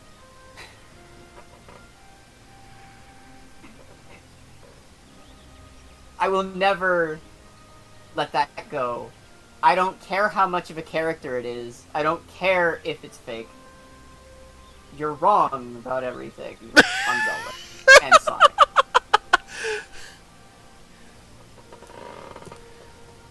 Because there are two possibilities. One, you're playing up a character that everyone gets annoyed at. Or B, you're actually just that bad, and I don't know which one is worse. But, like, Pro Jared's video on Sonic Adventure 2, I just don't think he said anything that bad about the game. Like he said some aspects didn't age well. That's true for every game. There's a lot of aspects about Ocarina of Time that have not aged well. I would know, I've been playing it, there are some things that have not aged well. But they're still very enjoyable games, and he even said that the game is still overall very enjoyable. You know, like, just because the game has problems doesn't mean that you're not allowed to love it as much as you do. Like, it's perfectly fine. No, yeah, and thank you for that. I respect him a bit more now. I just don't care. Like, I just don't care what someone else wants to tell me about a game. Because, I understand that completely too. Because I'm in that. There's just been too many freaking, like you said, you understand. There's been too many freaking times where someone's like, that game's terrible, and I play it, and I'm like, why would you lie to me about that? Mirror's Edge Catalyst. Right? Everyone lied to me about that, except for you, and you were like, dude, I promise. And I'm like, oh, fine, Kane, whatever. And sure enough, pretty good. Everyone lied to me. Pretty freaking good. And I'm still not over that. The level of deceit involved with that situation. Like, yeah. I was pretty upset. I was just like, that was a really fun game. Very fun. Was it as good as the first one? I didn't think so. But it depends who you are. Yeah, it depends who you are, and it was still good, though, so... Yeah. I think it is leagues better than the original Mirror's Edge. But I'm also not someone who enjoys time trials. I don't necessarily enjoy the more linear approach to the first Mirror's Edge, you know? And like, the fact that it was the only way you could really take... Like, yes, you could technically go faster. You're still taking the same route every time. But with Catalyst, I can take whatever route I want in whatever creative way or simple way that I want, you know? And the way that leveling up works, I can prioritize combat. I can prioritize movement. I can prioritize stealth or defense, I think. Like, you could do a lot. It was such an interesting thing, and Catalyst absolutely had its own list of issues, no question. I think that there were some points where the combat was a bit excessive. But it was pretty few and far between. And it was a good game. It was a very good game. But no, it wasn't. Twitter said otherwise. My thing when it comes to reviews is I think that people treat them both in writing and in consuming that they are the end-all, be-all. That is not what they're supposed to be. They are meant to be a general idea, a general overview of something to see if you would enjoy it. That's why if I were to ever do reviews, that's what I would try and focus on. I would try and focus on, for one thing, talking about games that I understand and can deal with. Please do not make me review Monster Hunter. No one wants to hear that. But if you're looking for a review of a game you like, there are things that you should look for as a reviewer that you're watching to know if you're going to enjoy that content, you know? Like, if someone is just going to be screaming and yelling and saying the game sucks all the time, Yahtzee, are you really going to take them seriously? You don't have to come at my old reviews like that.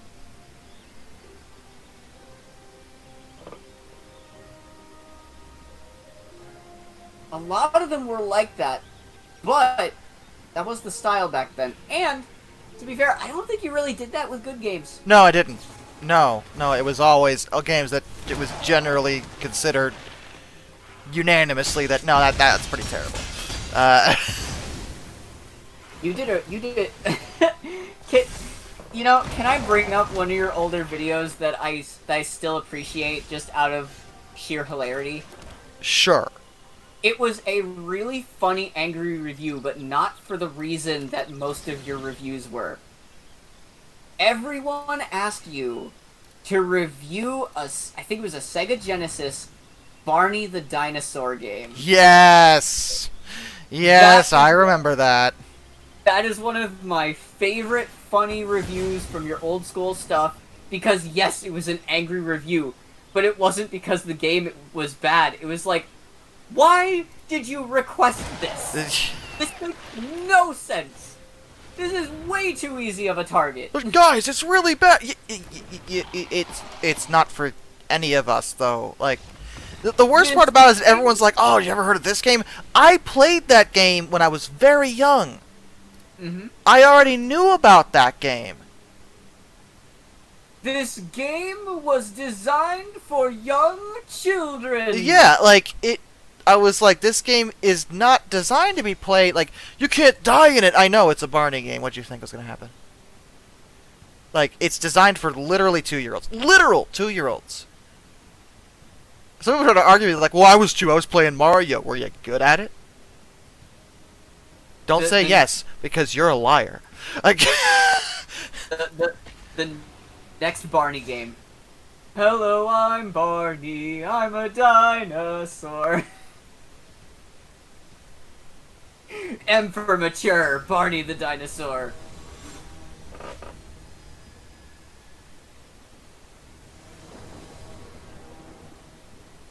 I think this is going to be my last game. Makes sense. I think. I know this is going to be my last game. This is my last game! I don't know. I think you should switch to Yu-Gi-Oh next. No, it's 2:15 in the morning. God, it is.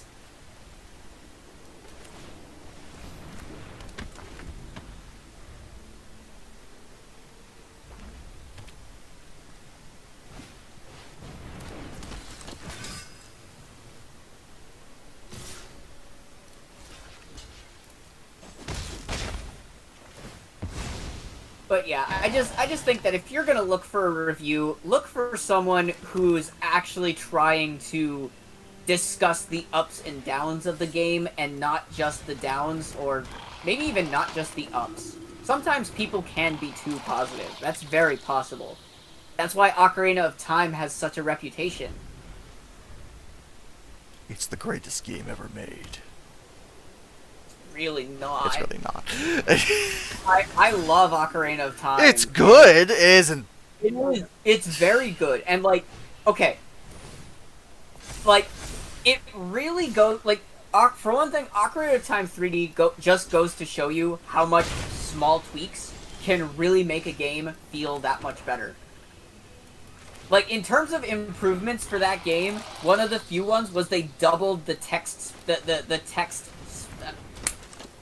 speed. The text speed! Sound it out! Use your words! I almost said text size, and I'm like, no, they didn't. But they doubled the text speed, which was such a good improvement.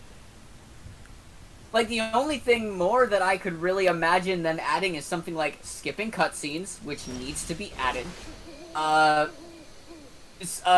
Some other things for, like, basic improvements would be maybe even, like, teleporting certain places, or something that really needs to happen is, like, the bunny hood from Majora's Mask needs to be incorporated in base Ocarina of Time.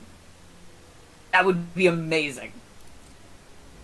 Because Bunny Hood from Majora's Mask is so ridiculously useful. I don't think that's correct. For one thing, we have no idea what Tears of the Kingdom is going to be. Better in Ocarina of Time, and that's just false.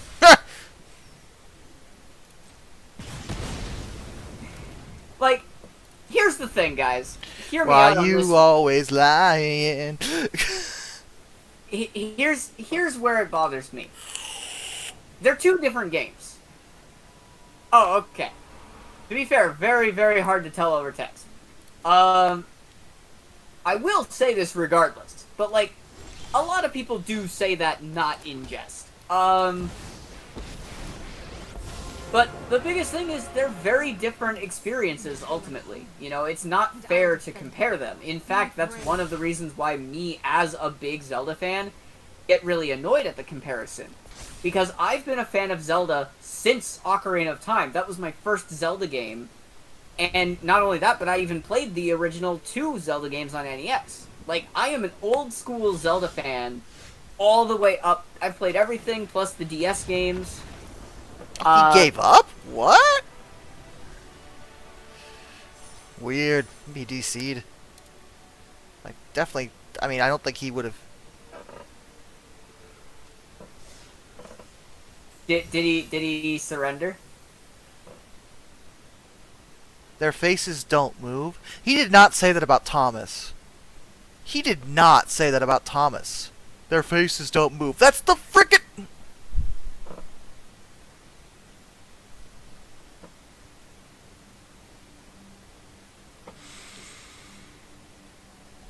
Why is he so popular? To be fair, not anymore. I mean, real talk for a second. Hear me out. I don't think Thomas and the Magic Railroad was ever that great of a movie, but it certainly wasn't terrible. And Thomas, the faces don't move. They're trains. When the faces started moving is when the series started being bad. Actually, interestingly enough. No, I will not watch it, because why would I watch it? Tell me why I would watch that. A, that gives him a view on his video, and that affects the algorithm, and gives him a little more money. Don't want to do that. A. B, it's just going to make me mad. I don't want to get mad. I understand that. That's me with a lot of things for certain reviews or content. It's just gonna make me mad. Yeah. Yeah, it might, I might be able to laugh at him, maybe, possibly, probably not. I'll probably just get annoyed because of his stupid screaming nonsense face. But also, but again, as someone who sees the back end and runs a channel myself, I know that even just one view is still, it's a drop in the bucket, but it's still supporting him. I don't want to support him. So I'm not going to watch anything he does. Understandable. Period. That's just, it's, if you don't like what someone does, stop watching their videos. Like, people are like, oh, you gotta see this latest video from this dude, he did something terrible. And I'm like, but you're watching his video, that's helping him. You didn't think about that, though. I think also, to be fair to that, I get your point, Josh. I do. But there is a potential that creators can change and move on. Like, some people might... No, it's true. I'm not saying people shouldn't have second chances and stuff. What I am saying is that if you really don't like somebody... Yeah. People who don't like people will go to their channels to make fun of them or post mean comments or something, but it's like, yeah, we're gonna get rid of him. It's like, you're giving him more views. Also, maybe don't be a bully. Well, yeah, that's kind of obvious. That was the other thing for that too, for absolute certain, that you were bringing up, and I'm just like, you know what? That's a good point. That should be addressed. Like, if you don't like a dude, just leave. Like, don't be a bully. Like, if you're gonna be a bully, I'm sorry, you are gonna get what you deserve. You will get banned, you will get investigated, you will get taken off the internet. Because you're being a dick. And just, it's not worth it. Stop it. I made a bad move there. I may have lost this game already because I did that. Dang. I still can win, but that was a huge blunder on my part. That was smart of him too. That counterplay was really good. I should have known better. I've never seen JJ the Jet plane, I don't think. I watched it a little bit when I was a kid. It was fine, but it was never Thomas. Yeah.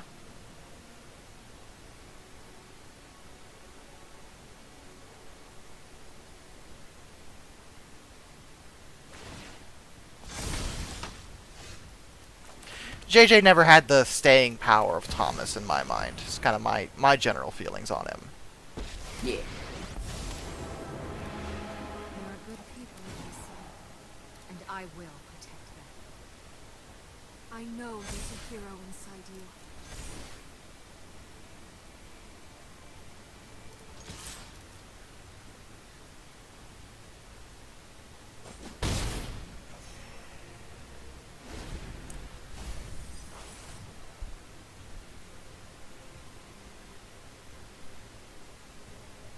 Oh yeah, there was Theodore Tugboat. Theodore Tugboat was pretty cool. I liked that one.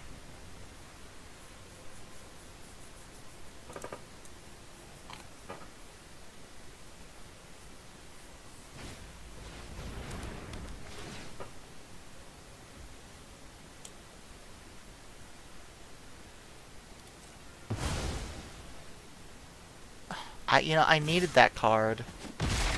You can't just push me around like the others.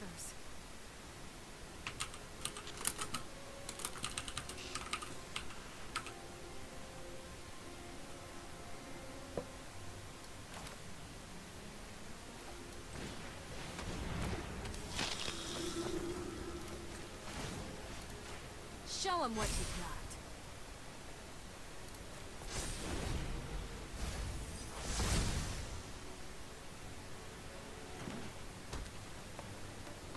Also, as another hot take, I don't think people understand what not aging well means.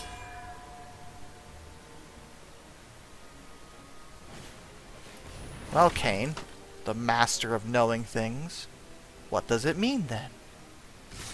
I believe it means a control scheme that has, like, legitimately This is my last game. been I won't let you harm Ah, innocent right. bystanders. Sorry, a I was talking to girlfriend. Go ahead. That's fine. I think it means a control scheme that is completely out of its element now. Like, it was maybe fine in its day, but now feels drastically outdated. Like, I think tank controls and Resident Evil 4 are the closest things that I can say to that. Because I think the only reason people liked Resident Evil 4's controls is because it was new at the time. And, like, third-person shooters weren't really a thing yet, per se. And Well, they were, but not in the over-the-shoulder form. yeah, Any other So- third-person shooter I can think of was behind the character, like Siphon Filter or 007 Tomorrow Never Dies, yes, which were both really good games, but, you know. they've definitely aged. And I think that there's this idea of, like, lagging behind. You know? Like, feeling like you can't do anything in the game properly. Feeling like you're getting ripped off by the controls and not by the game itself. And when people say Ocarina of Time has aged poorly, I look at them and go, no, your face has. But I just said that. It hasn't. Like, in a lot of ways that people say that they do, that it has, it really hasn't. Like some people say the movement doesn't feel good. No, but that I agree. Like in some ways it feels a little stiff. It doesn't. I don't think it feels stiff. I don't think the movement feels at all very stiff in any way. For its Like, time, it's excellent. But like if you compare it, there is definitely a quality of life improvement between it and Wind Waker. Oh, I agree, but I still don't think it's stiff. Like stiff to me is Silent Hill or Resident Evil. that's really stiff, like slow. Like you can't, like I feel like when I'm playing those games, or even like if I had to, and I'm so sorry, I am so sorry. Forgive me, one of my favorite series. Mega Man Legends has worse movement than Ocarina of Time. Okay, that's not the same thing, Oh. though. Oh, that hurt to say. It's not the same thing, I agree, but it is still very true. In the way that Mega Man moves, it is a lot more clunky in Mega Man Legends than it is in Ocarina of Time. Because Ocarina of Time's movement is very smooth. The way that you aim, yeah, that's a little clunky, having to use the first stick in order to aim, especially in a modern sense. Yeah, sure, I kind of agree with that. Aiming still functions exactly how it's supposed to. Like, at that point, the only, like, non-well aging thing is the fact the N64 has one analog stick, which is not Ocarina's fault. Well, yeah, but that's also another thing that hasn't aged well, but that's a console-related thing. Which was also addressed and fixed in the 3DS version. Oh, I'm sure. That was Because part of remaking it. Was see, but that's kind of my thing, is that they did improve things. There wouldn't be anything to improve if it hadn't aged well, if it had aged well, Kane. I disagree with that to a certain extent. Oh god, here we go. Even though they addressed it in Ocarina of Time, they did it in a way that was 3DS exclusive. They did it with the motion controls. You didn't need to use the motion controls. You could turn those off. The game works perfectly fine on 3DS. There's no reason that it needed to be that updated. Like, yeah, text speed was something that was increased, and unskippable cutscenes weren't really a thing back then. Like, there were things that weren't a thing until 10 years later that we're saying hasn't aged well, which while true, that's something that is not the fault of the game. That was a different time. That's not even the game not aging well. That's aspects of it not aging well. The game itself plays just fine. There's no issue with the actual game playing. But then as a difference for it, Resident Evil 4. When you compare Resident Evil 4 even to just Resident Evil 5, 4 is already really dated in comparison. 5 added the second analog stick control. It did. And 4, I actually had when I reviewed it the other year, one of the last reviews I ever did, I had forgotten that it didn't use the other stick, and I'm like, oh my goodness, this feels terrible. Yeah, I know, and it's like, it already feels that dated, but I think even then it felt dated back in the day. Like, I feel like I said, I think the only reason people really liked it is because it was new. Well, back when it first came out, that was fine. Like, that was not something that people weren't willing to deal with, but they couldn't get away with that now. Yeah. But I think Zelda, especially like Ocarina of Time, has aged infinitely better than Resident Evil 4 has. Yeah. Okay, stream. I'm out. Later, stream.